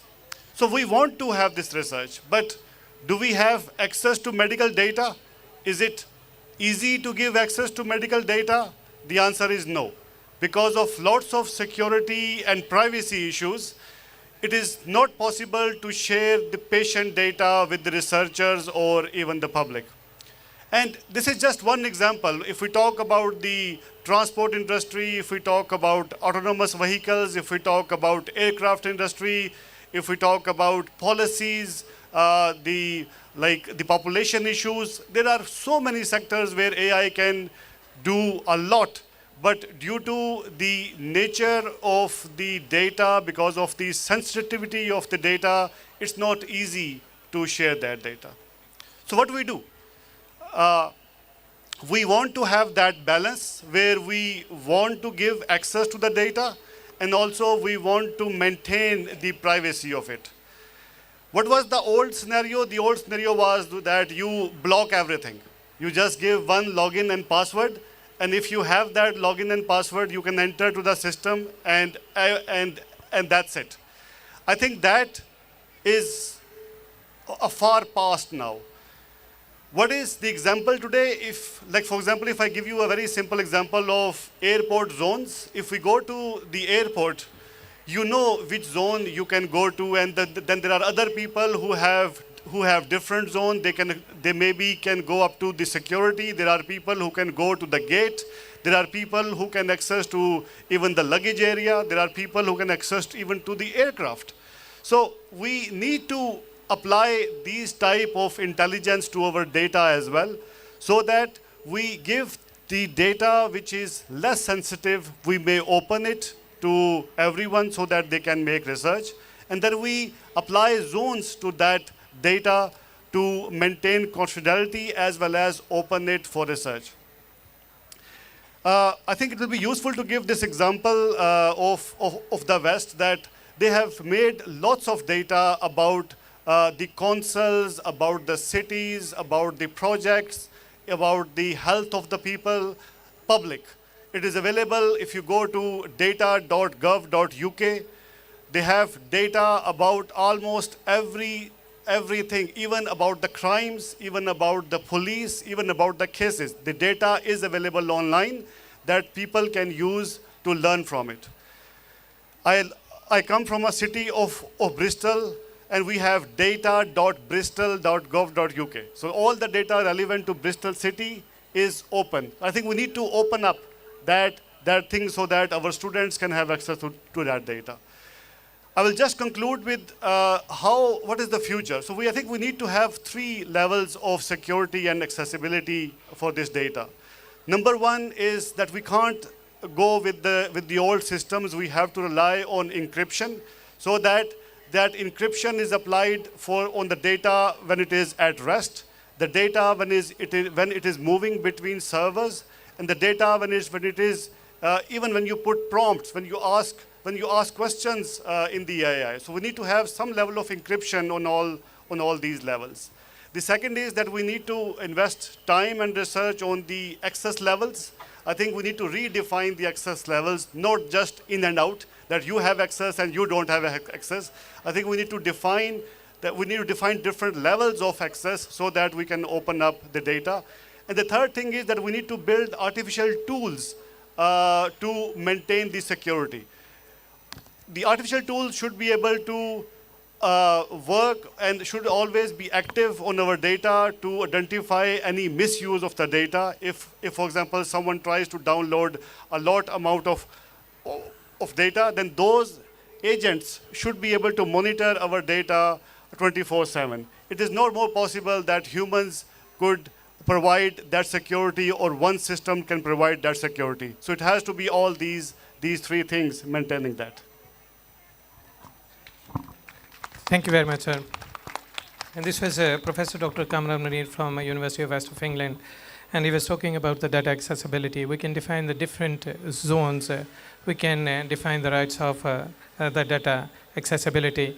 And let me tell you, sir, all of you, next is all the game about the data. We will be having the interactions with the data day and night and throughout the day and throughout up to some extent throughout the life.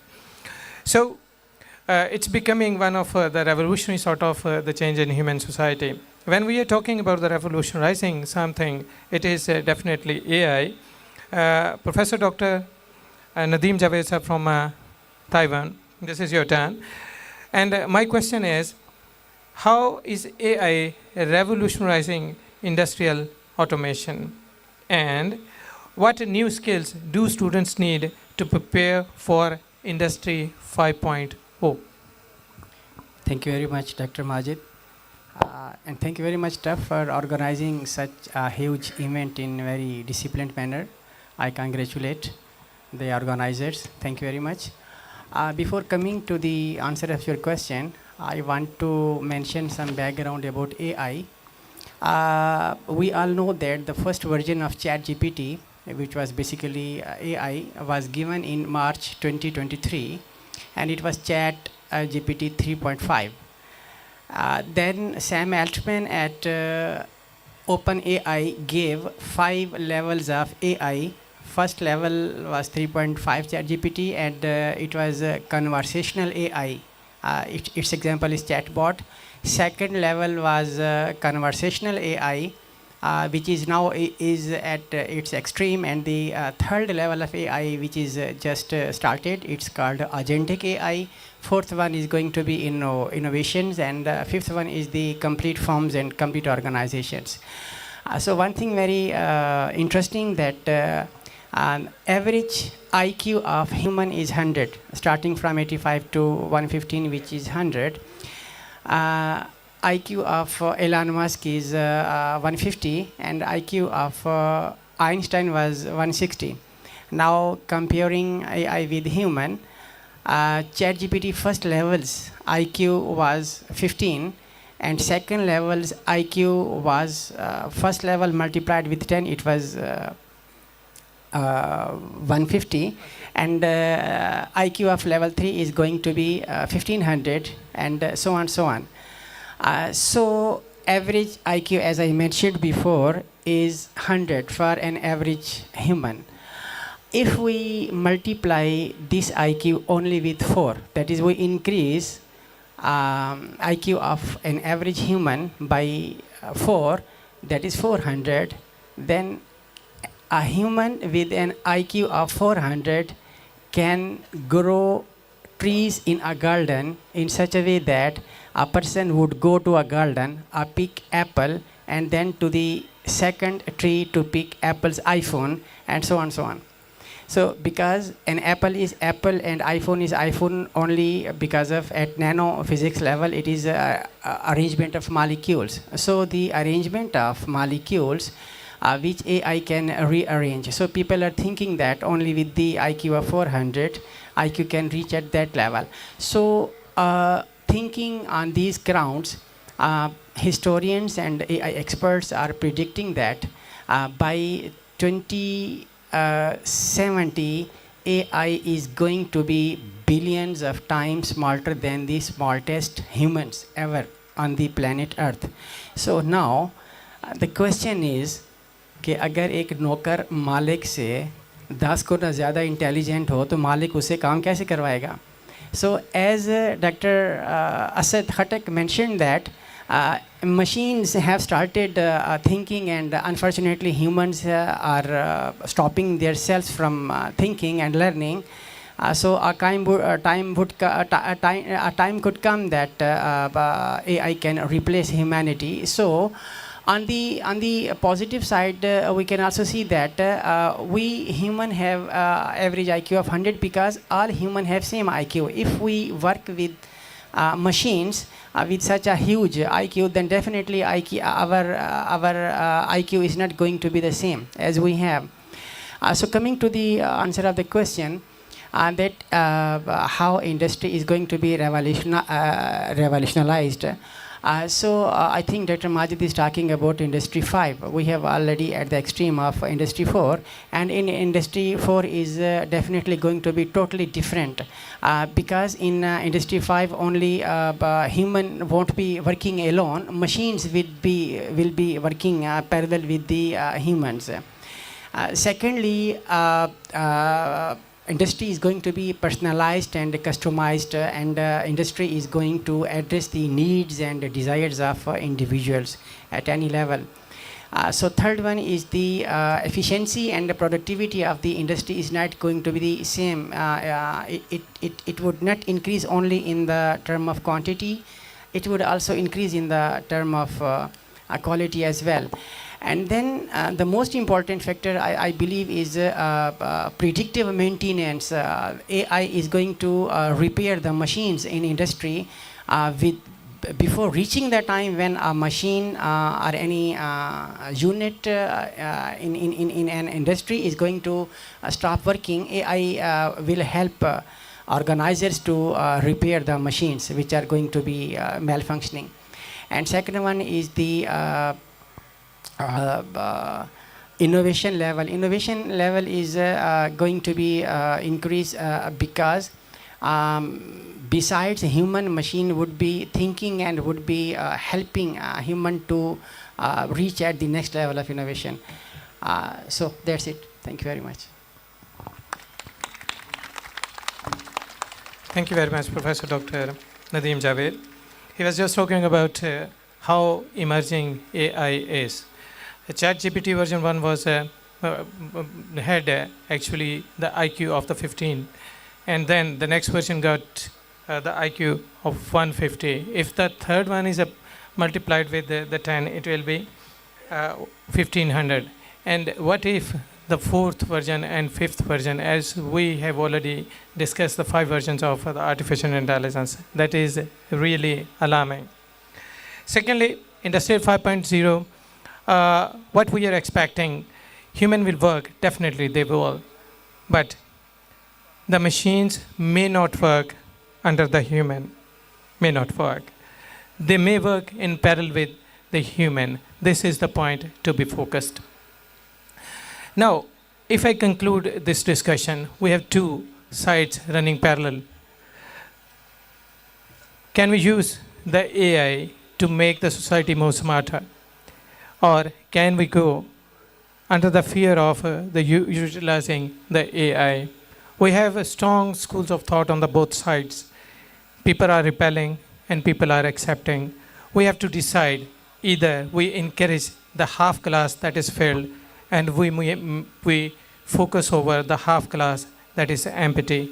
If I conclude today's discussion with the point of view of all of my respected panelists, we must focus over the glass that is filled, that can easily, fulfill our requirements of thirst. And what we need is to make the students sensitive that please go with AI. It is not threatening you. It is not replacing you. It is actually empowering you. And what is happening at the international level is one of the expression of these sentences. With this, I must conclude today's panel discussion. I hope that the insights of all these respected and very technical sort of the panelists has amused you and you have enjoyed this discussion. Thank you very much, sir, for all of you. Thank you very much.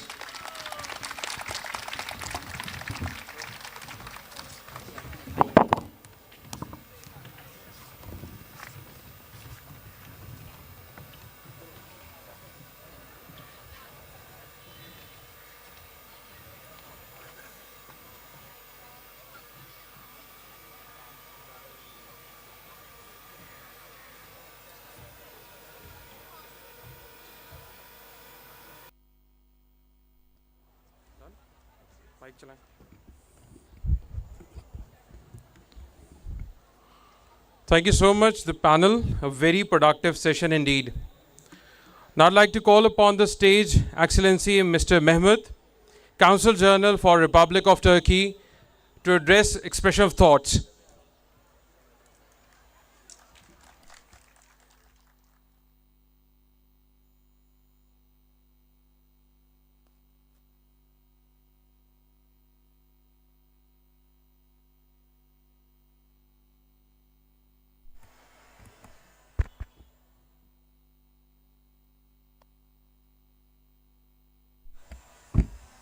Distinguished professors, dear students, dear friends, Assalamu alaikum. It's a pleasure to join you at the 3rd International Conference on Advanced STEAM Education 2025. When I'm invited to the universities and asked to deliver a speech, I feel very stressed. And I tell you, it's not only because of these flying action cameras.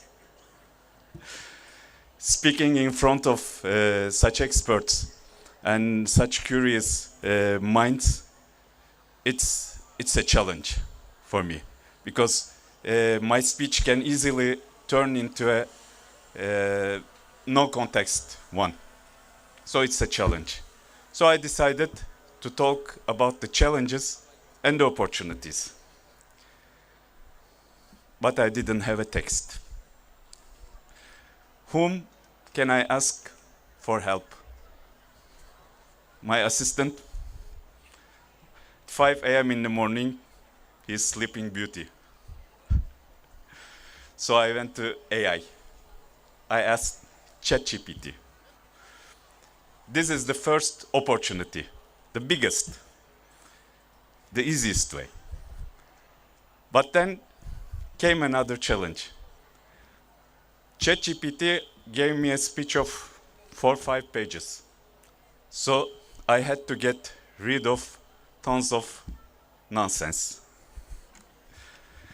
And I wanted to give you some tangible examples, speaking of the challenges. And one of them is not only in my mind, it's all around. I came here in the morning from a long, long way from Lahore, under this gray sky, due to the pollution. And I thought that this must be the result of some different opportunities. Because Faisalabad, by the way, when I say challenge, you can read it as problem, and when I say opportunities, solutions. Because Faisalabad is one of the main industrial hubs of Pakistan. So this is the result of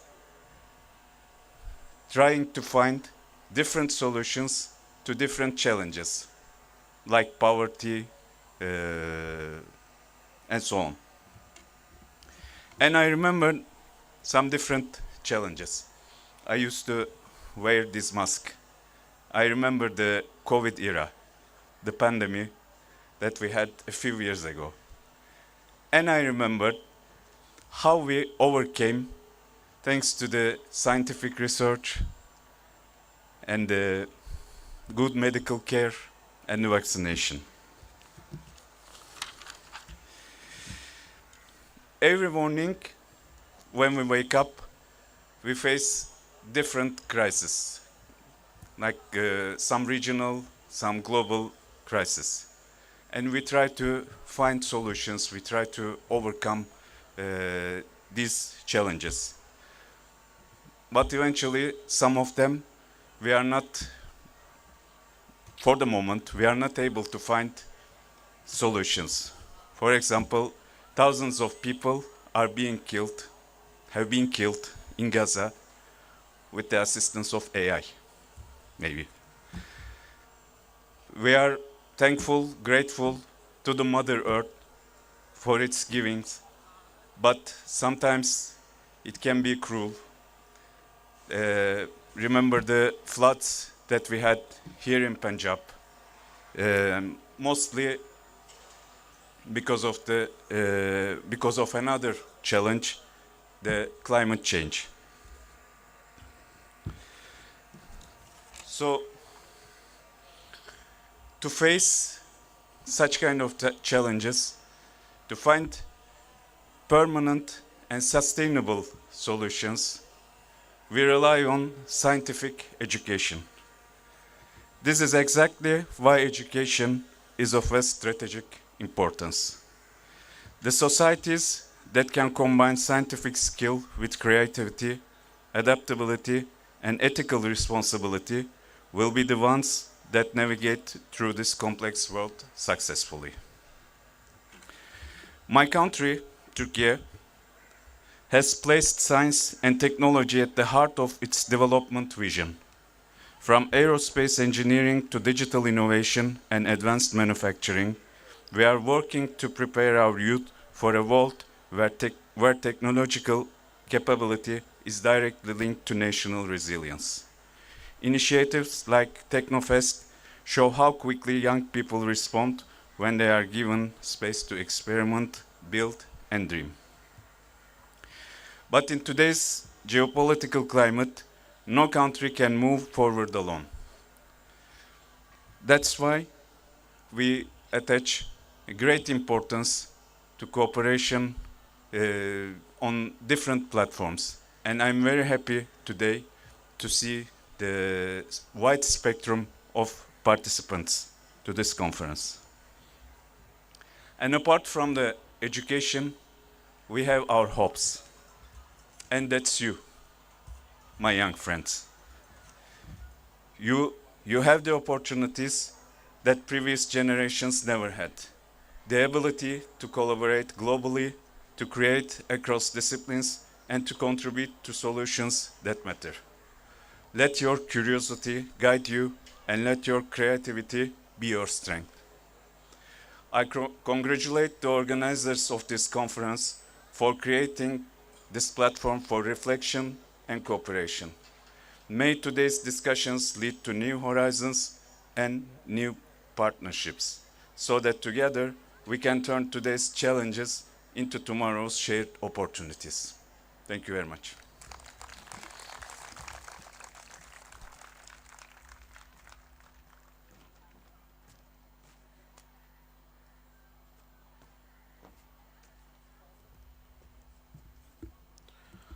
Thank you so much, sir. Now I'd like to call upon the stage Chairman, Punjab Higher Education Commission, PHEC, Professor Dr. Iqrar Ahmed Khan. Please welcome him on stage.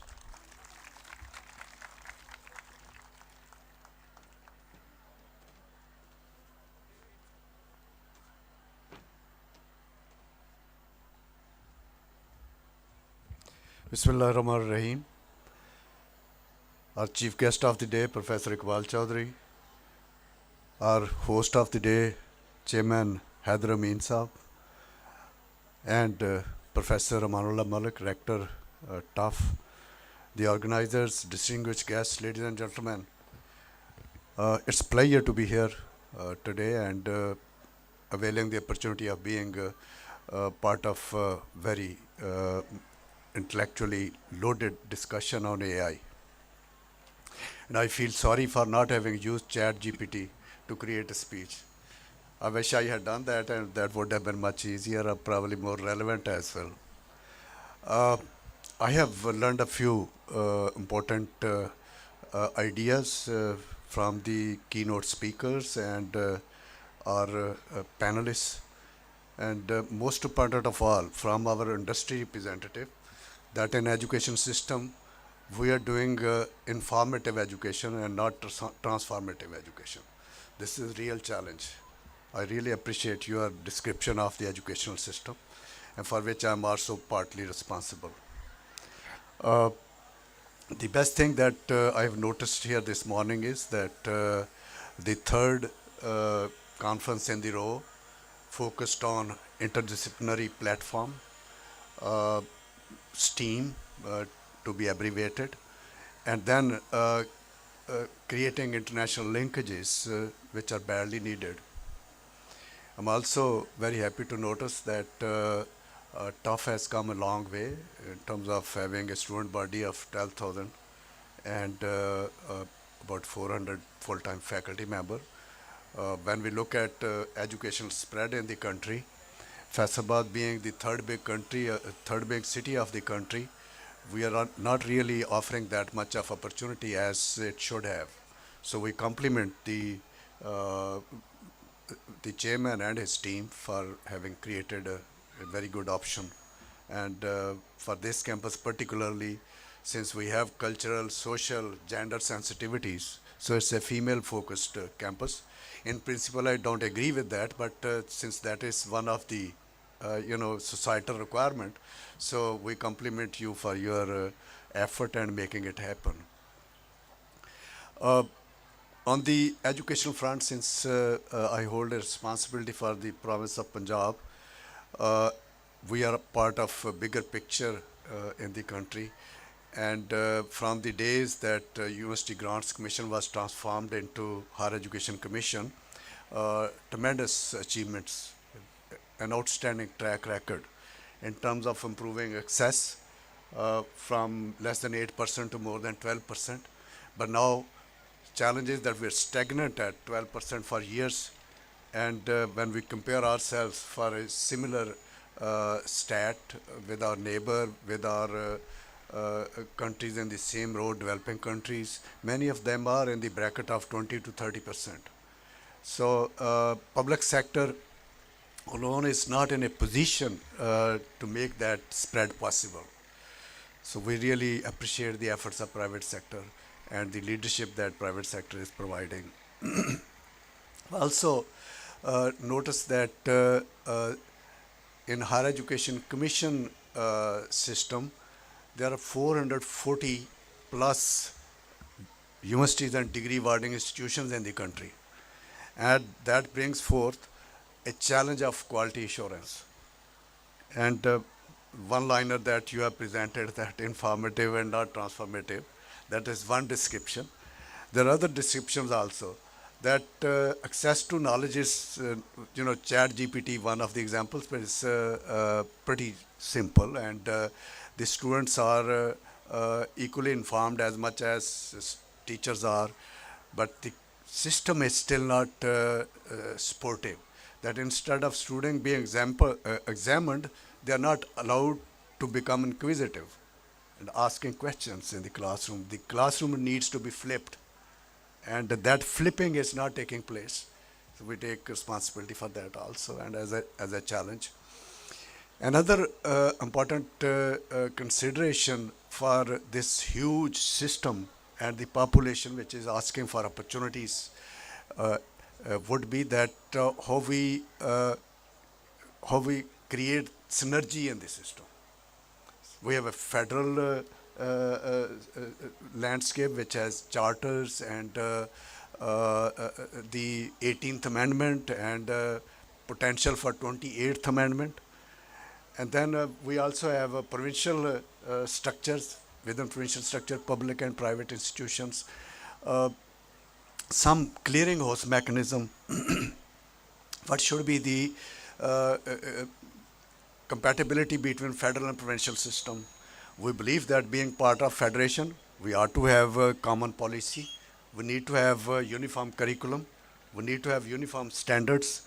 But when it comes to actual enforcement or making sure that what is happening is actually ought to be happening, I doubt if a federal system can any further continue to make it happen.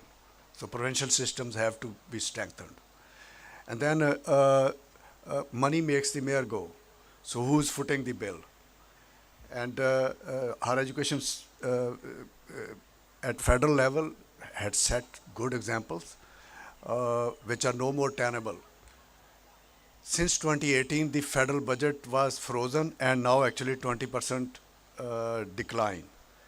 With the purchase power of our currency, that is not any more effective. So that calls for alternatives in investment and alternatives for sponsorship and making sure that the higher education system is not starved of resources. So this kind of platforms offer us opportunity for debate and dialogue, though it was only focused on AI, but STEAM in general is more than AI. And once again, compliments to the organizers and for providing a platform for debate. And I would like to see that this third consecutive event continues for all times to come with a new edition every year. And that new edition will have better participation, more collaboration, and more debate and dialogue. I would like to assure the organizers that on behalf of Punjab government, the Chief Minister is very keen. I have made a presentation to Chief Minister, and she is fully conscious of the limitations that the system is faced with. And we are trying to overcome those limitations. We are also very keen on making sure that the private sector and public sector are complementing each other. And at the higher level, we are interested in system improvement. We're not interested in micromanagement. We're interested in system approach, system improvement. And in that context, some legal reforms are also underway. Some structural changes are taking place. The potential 28th Amendment, if it comes to, we'll see how we become part of new arrangement, the administrative as well as legal structures that are in the making. To conclude, I wish best of luck to the participants, and on behalf of our government as a public representative, I would like to express our gratitude to our international participants who have traveled all the way from their workplaces to Faisalabad and shared their information and knowledge. This is not only one-time sharing. This is creation of networks and cascades. And those cascades will continue to benefit all of us. Ladies and gentlemen, thank you very much for being here today together.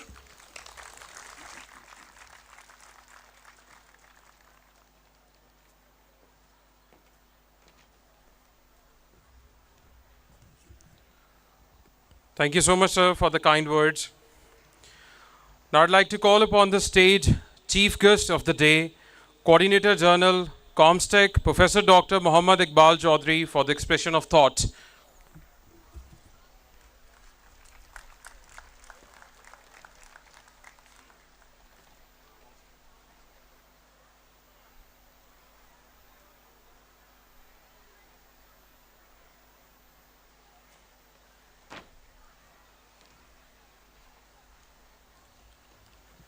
Auzubillahiminash-shaytanir-rajim. Bismillahir-rahmanir-rahim. Assalamu alaikum wa rahmatullahi wa barakatuhu. Good afternoon, ladies and gentlemen.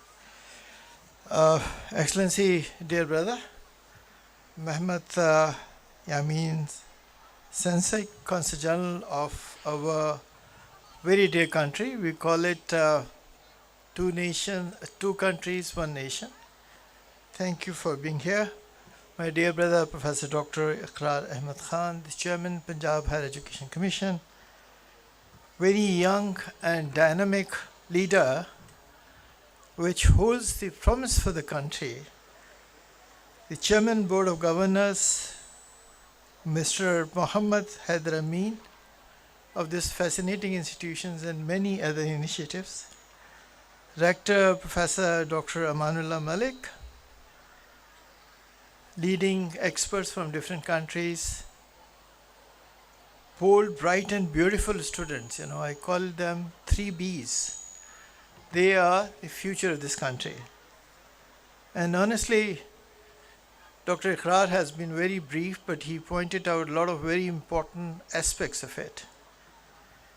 On behalf of Organization of Islamic Cooperation, which is the second largest political forum after United Nations, I would like to express my greetings and gratitude to this wonderful institution with a great mission to gather these wonderful people, great minds, galaxy of intellectuals from different countries to this beautiful city of Faisalabad. That is the strength of perseverance and commitment. I'd like to congratulate all the organizers for making us proud. So, I was generally touched from various very insightful presentations that everyone really want to do something really good for this country and to the world at large. And this actually gives us the hope. And therefore, this conference is indeed the vision of OIC Comstech, which in tandem with the vision of a university of this nature, give us hope that together we can change in an impactful way not only our country but many countries in the world through global science, innovation, education to every corner for the benefit of humanity and world at large.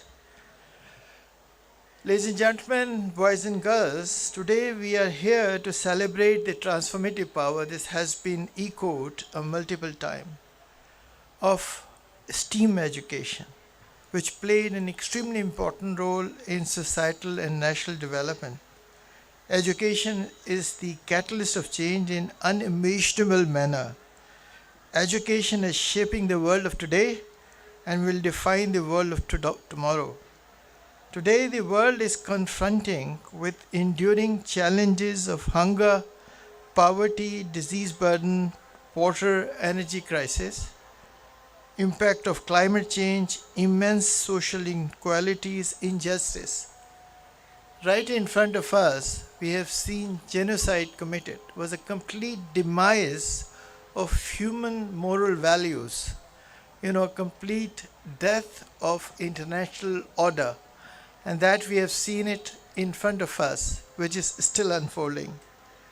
Universities can help meet many of these global challenges in the most profound manner. Hence, there is a need of a paradigm shift towards embracing community-centered, value-based education system through innovative and collaborative approaches. Ladies and gentlemen, we live in a world which is defined by knowledge and its application. As Pakistani Nobel laureate Professor Dr. Abdul Salam said, the developing countries differ from developed countries not only because they have less wealth and capital, but because they have less knowledge. Universities are the places where knowledge is generated and the values of inclusiveness and equity is harnessed. Ladies and gentlemen, I invite you to think of what is driving the socio-economic development in today's world. World today is driven by human capital equipped with knowledge and skill. Research and technologies are the key drivers of modern economies, whereas innovation and entrepreneurship are redefining the progress. In today's world, socio-economic development is no longer dependent on natural resources. Knowledge is the main fuel which runs the engine of world economies. And remember, my teacher, Professor Dr. Atar Rahman, often say that the best of human asset is between the 2 ears. And we are among the brightest. Let me tell you that after visiting so many countries. According to 2023 report of McKinsey Global Institute, 12 disruptive technologies will generate a wealth of over $33 trillion by the year 2030. These include mobile internet, artificial intelligence, we have been talking about them, IoT, advanced robotics, and many others.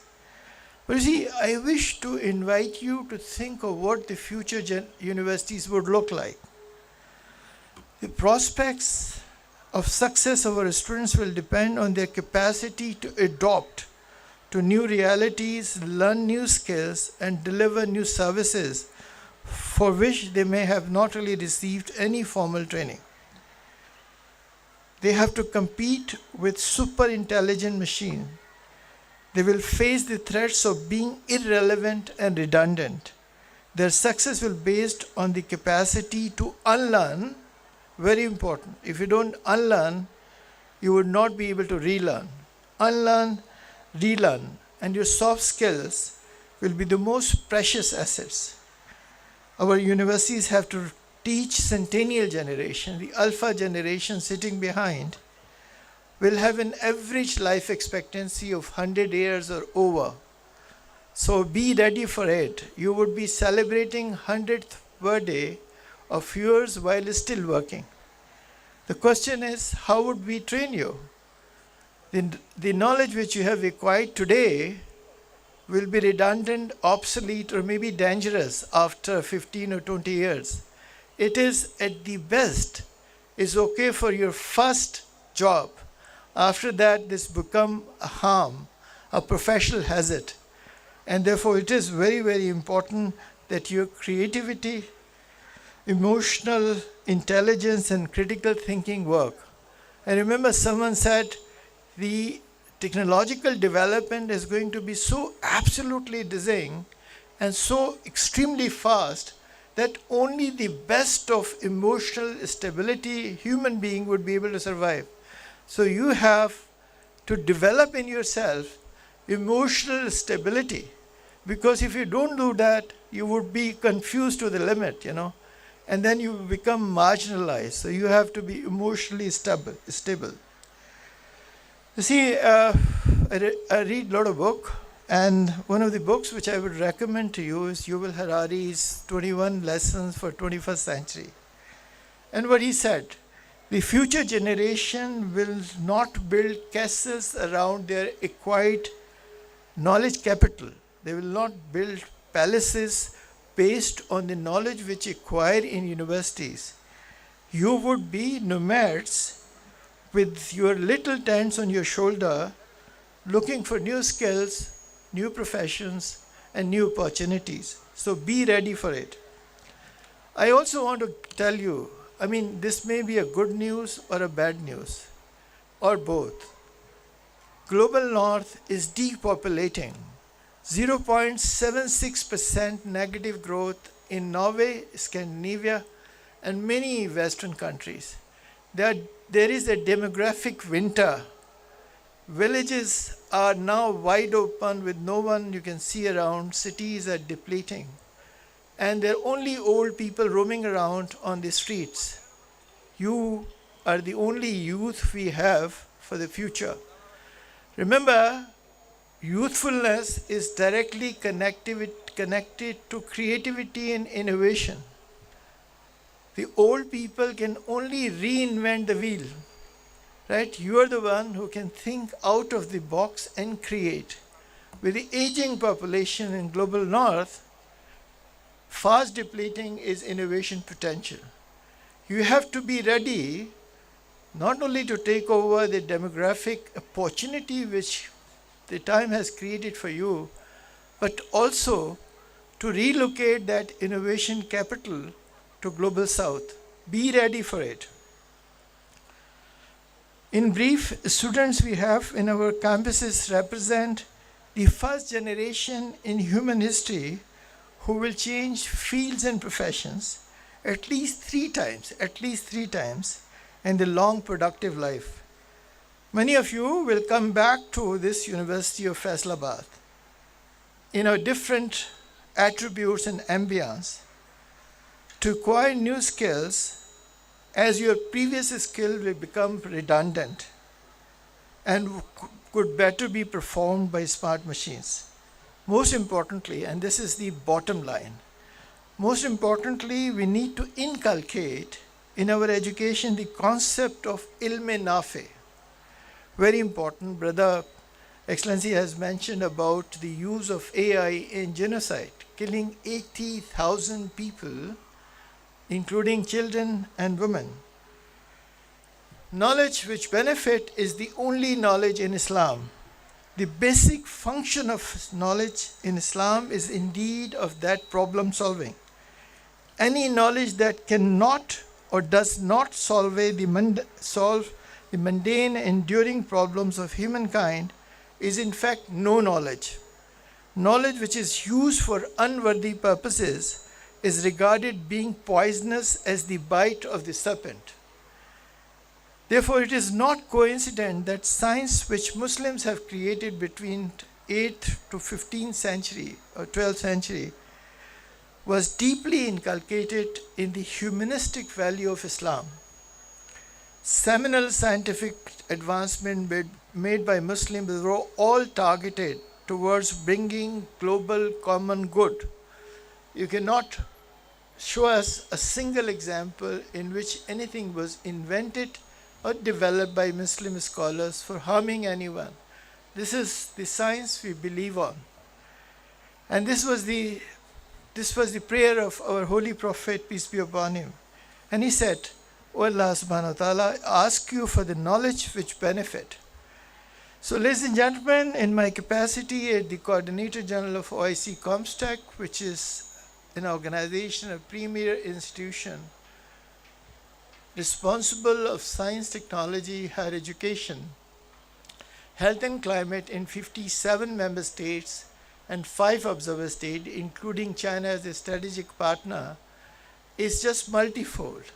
And I'm so absolutely grateful to this university for being host of so many people coming from different countries. We are giving them the hope of learning education with wide arm. Our heart is open, our vision is clear, and our intentions are noble.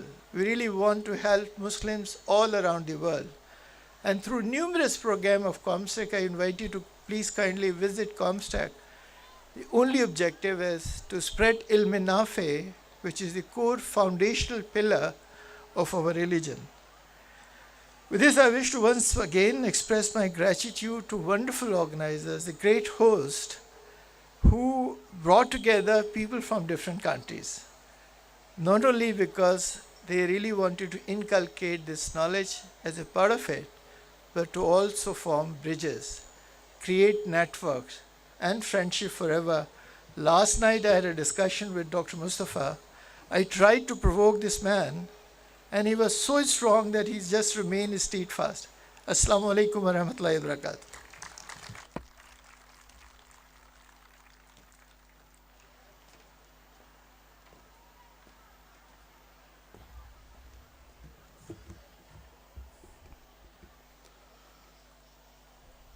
Thank you so much, sir, for the kind words. Now I'd like to call upon the stage Honorable Chairman, Board of Governors, the University of Faisalabad, Mr. Mohammad Haider Amin, for the vote of thanks.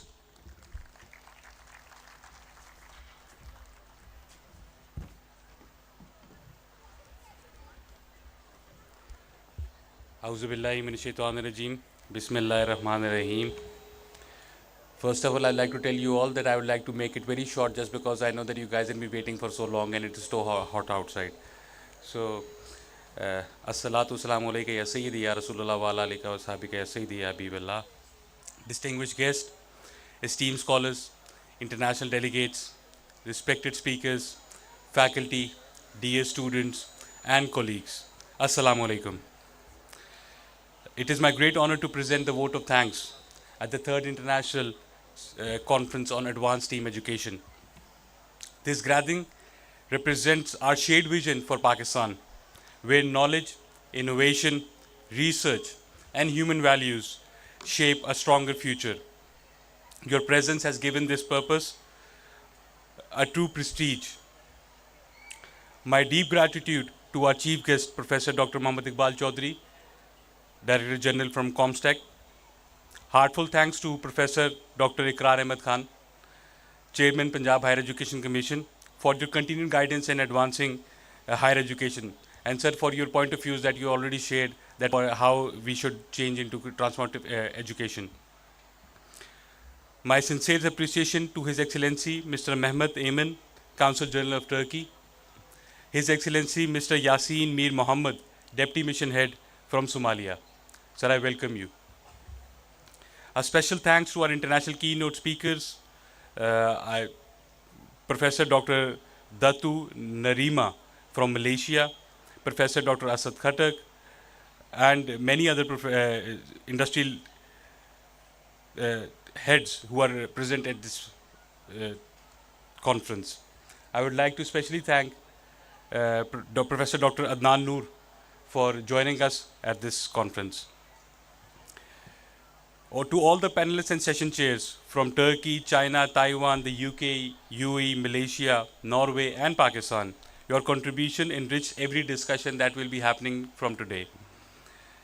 I extend my gratitude to the Rector, Professor Dr. Amanullah Malik Sahab, to the conference chair, Professor Dr. Majid Sahab,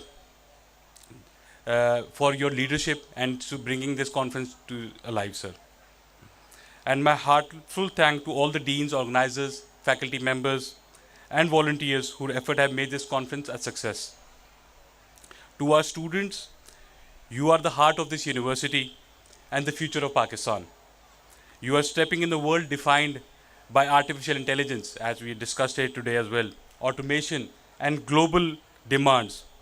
In this future, the most powerful competitive advantage Pakistan has its people. As Dr. Chaudhry Iqbal Sahab already mentioned this, Pakistan has its people, our youth, our human capital. I firmly believe that human resource is Pakistan's greatest natural resource. Education is our nation's most powerful weapon. Your curiosity, discipline, and determination will define the next chapter of this country. Your skills will build new industries. Your ideas will create new opportunities. Your integrity will strengthen our society. Excellence in education, innovation, and in research, human development and character building, industry linkages, and global partnerships. A value-driven approach grounded in integrity and service. The future of work is changing, but with the right education, the right values, and the right mindset, our youth will not only adopt, they will lead the world. To our international and national delegates who traveled to Faisalabad and those who are joining us virtually today and tomorrow, thank you for honoring us with your presence, your participation, and Your participation affirms the importance of collaboration shaping the future of this education and conference. As we step today in the next session, I hope this conference becomes a source of new ideas, partnerships, and renewed sense of purpose. May it inspire us to work together for a world where knowledge leads progress, harmony, and human advancement. Thank you very much. Pakistan Zindabad.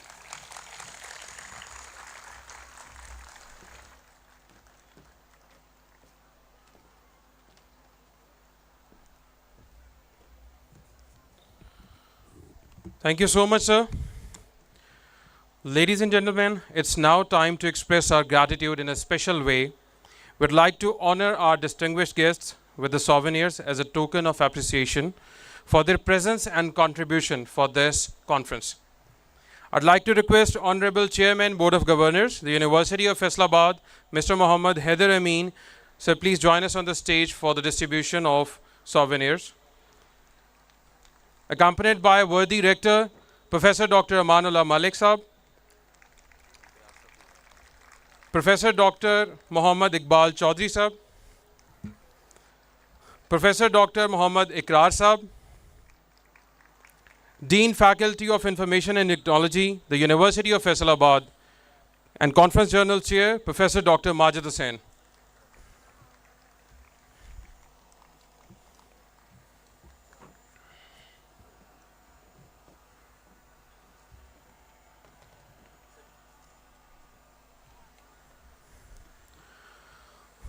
I'd like to welcome on the stage to receive a souvenir as a token of appreciation. The first name is Dr. Mustafa Azlan. So kindly join us on the stage to receive your souvenir as a token of appreciation.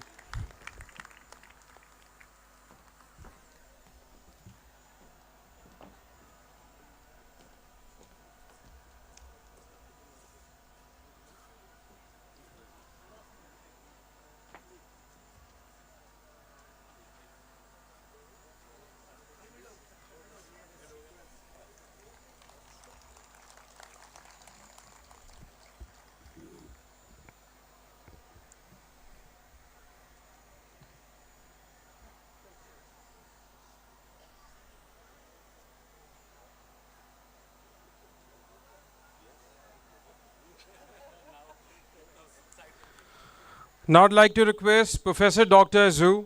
Sir, kindly join us on the stage to receive your souvenir as a token of appreciation.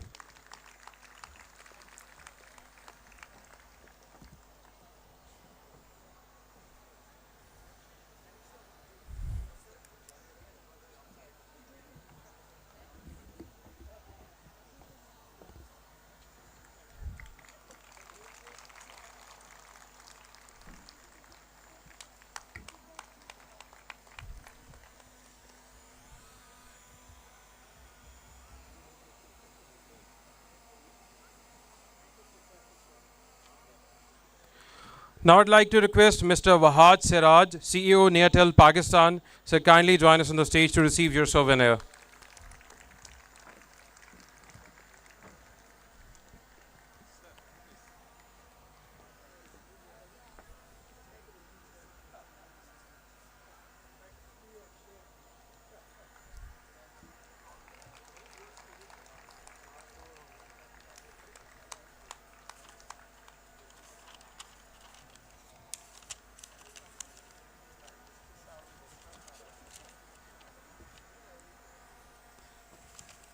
I'd like to request to join us on the stage Honorable Vice Chairman, Board of Governors, Mr. Mohammad Hamza Amin. So kindly join us on the stage for the distribution of souvenirs.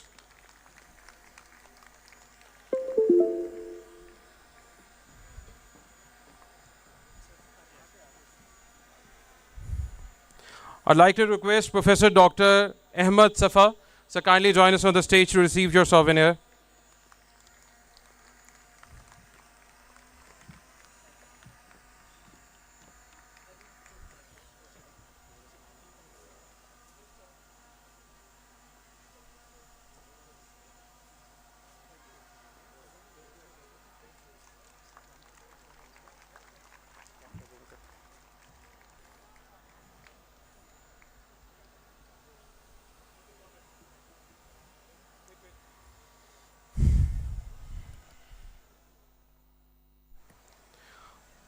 Now I'd like to request Member Board of Governors, Dr. Abu Bakr, sir, kindly join us on the stage for the distribution of souvenirs.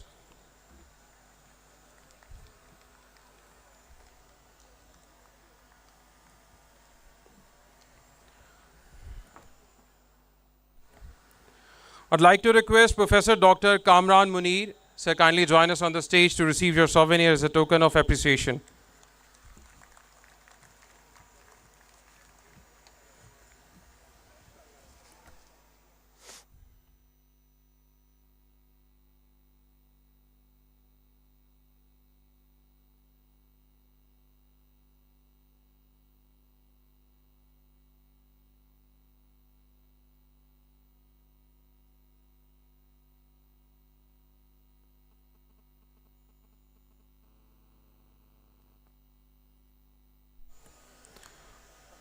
Now I'd like to request Professor Dr. Nadeem Javed, sir, kindly join us on the stage to receive your souvenir as a token of appreciation.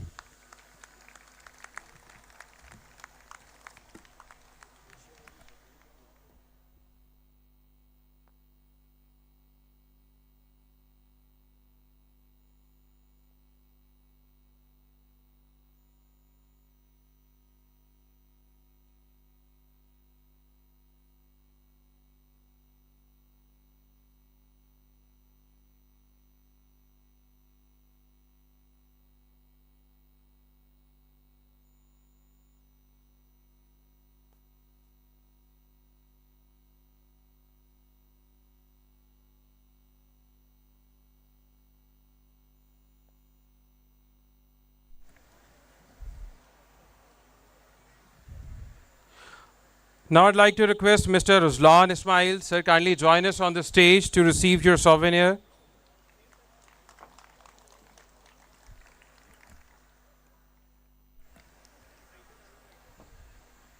He's the Senior Deputy Registrar, USM.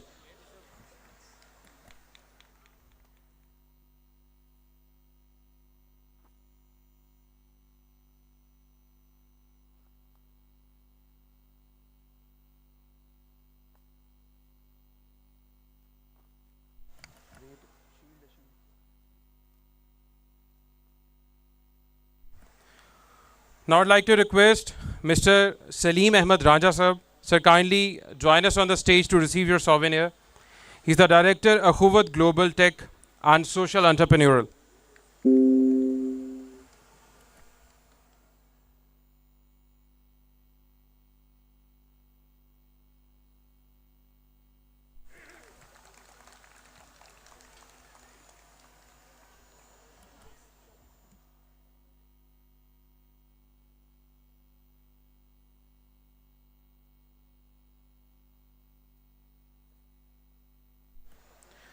Now I'd like to request Deputy Vice Chancellor, University Saint Malaysia, Professor Dr. Dato Narama Samet. Madam, kindly join us on the stage to receive your souvenir.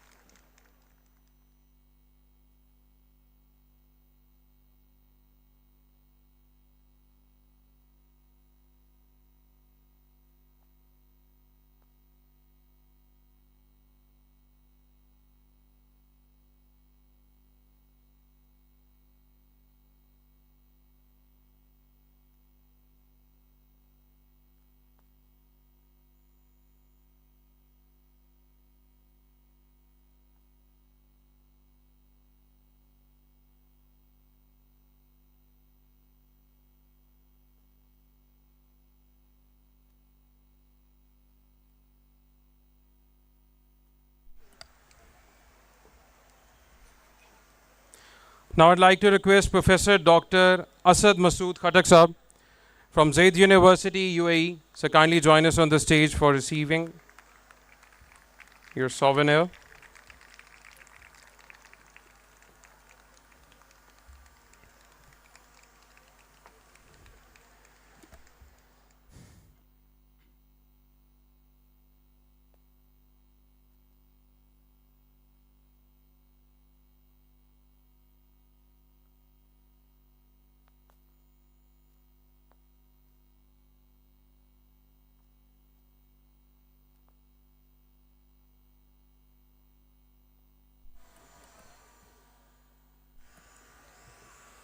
Now I'd like to request Excellency Mr. Mehmet, Consul General of Republic of Turkey, sir, kindly join us on the stage. Thank you so much, sir, for taking time out for us.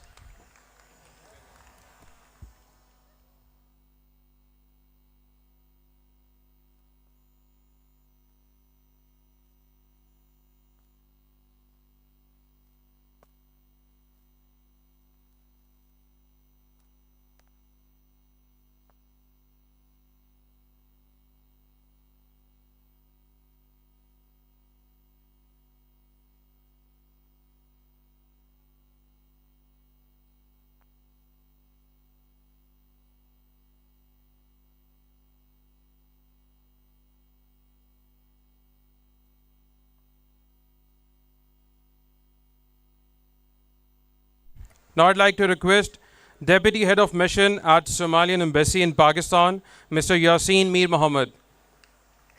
So kindly join us on the stage to receive your souvenir as a token of appreciation.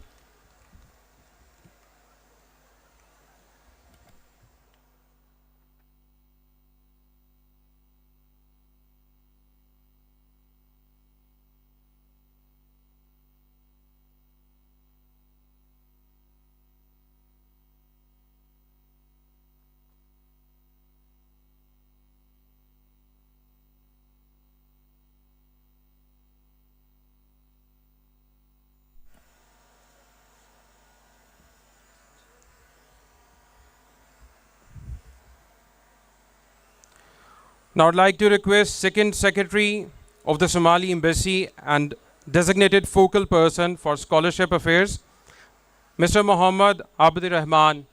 So kindly join us on the stage to receive your souvenir as a token of appreciation.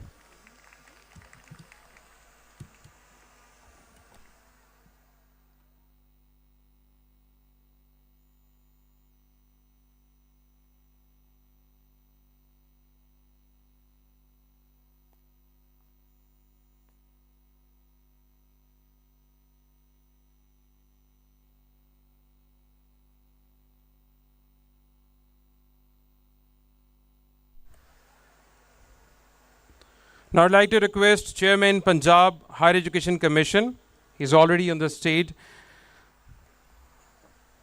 I would like to request Chairman BOG, the University of Faisalabad, to hand over the souvenir as a token of appreciation to Professor Dr. Ikrar Ahmed Khan.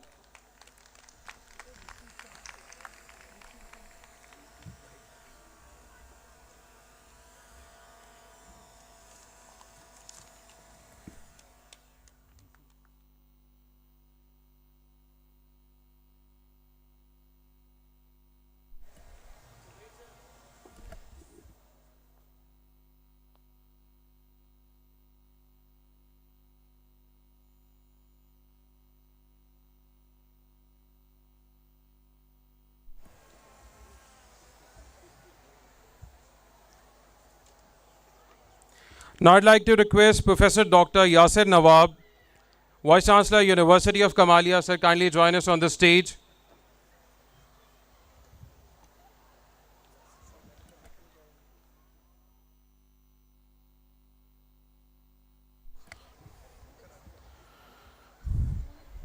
I'd like to request Professor Dr. Adnan Noor, Vice Chancellor, ITU Lahore. So kindly join us on the stage to receive your souvenir.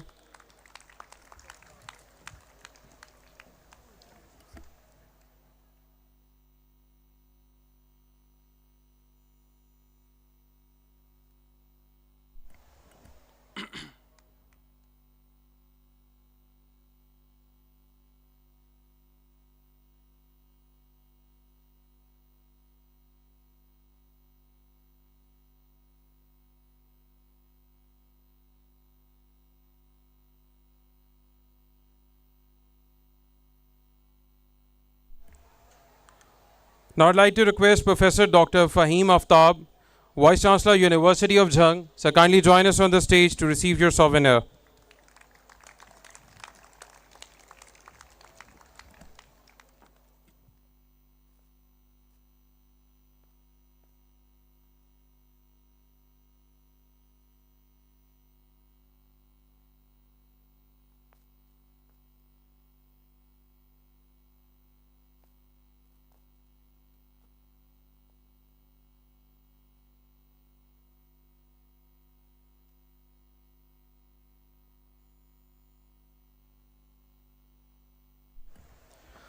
Now I'd like to request Honorable Chairman, Board of Governors, the University of Faisalabad, Mr. Mohammad Haider Amin, to present a souvenir to Coordinator General, Comstack, Professor Dr. Muhammad Iqbal Chaudhry.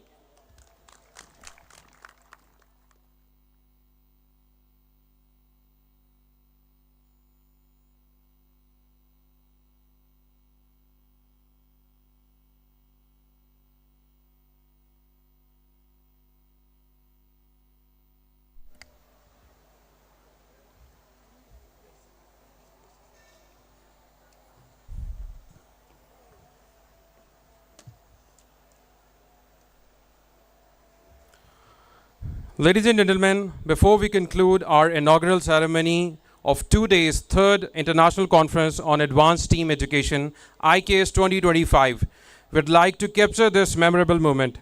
I kindly invite all the distinguished speakers and our dignitaries to please join us on the stage for the group photo.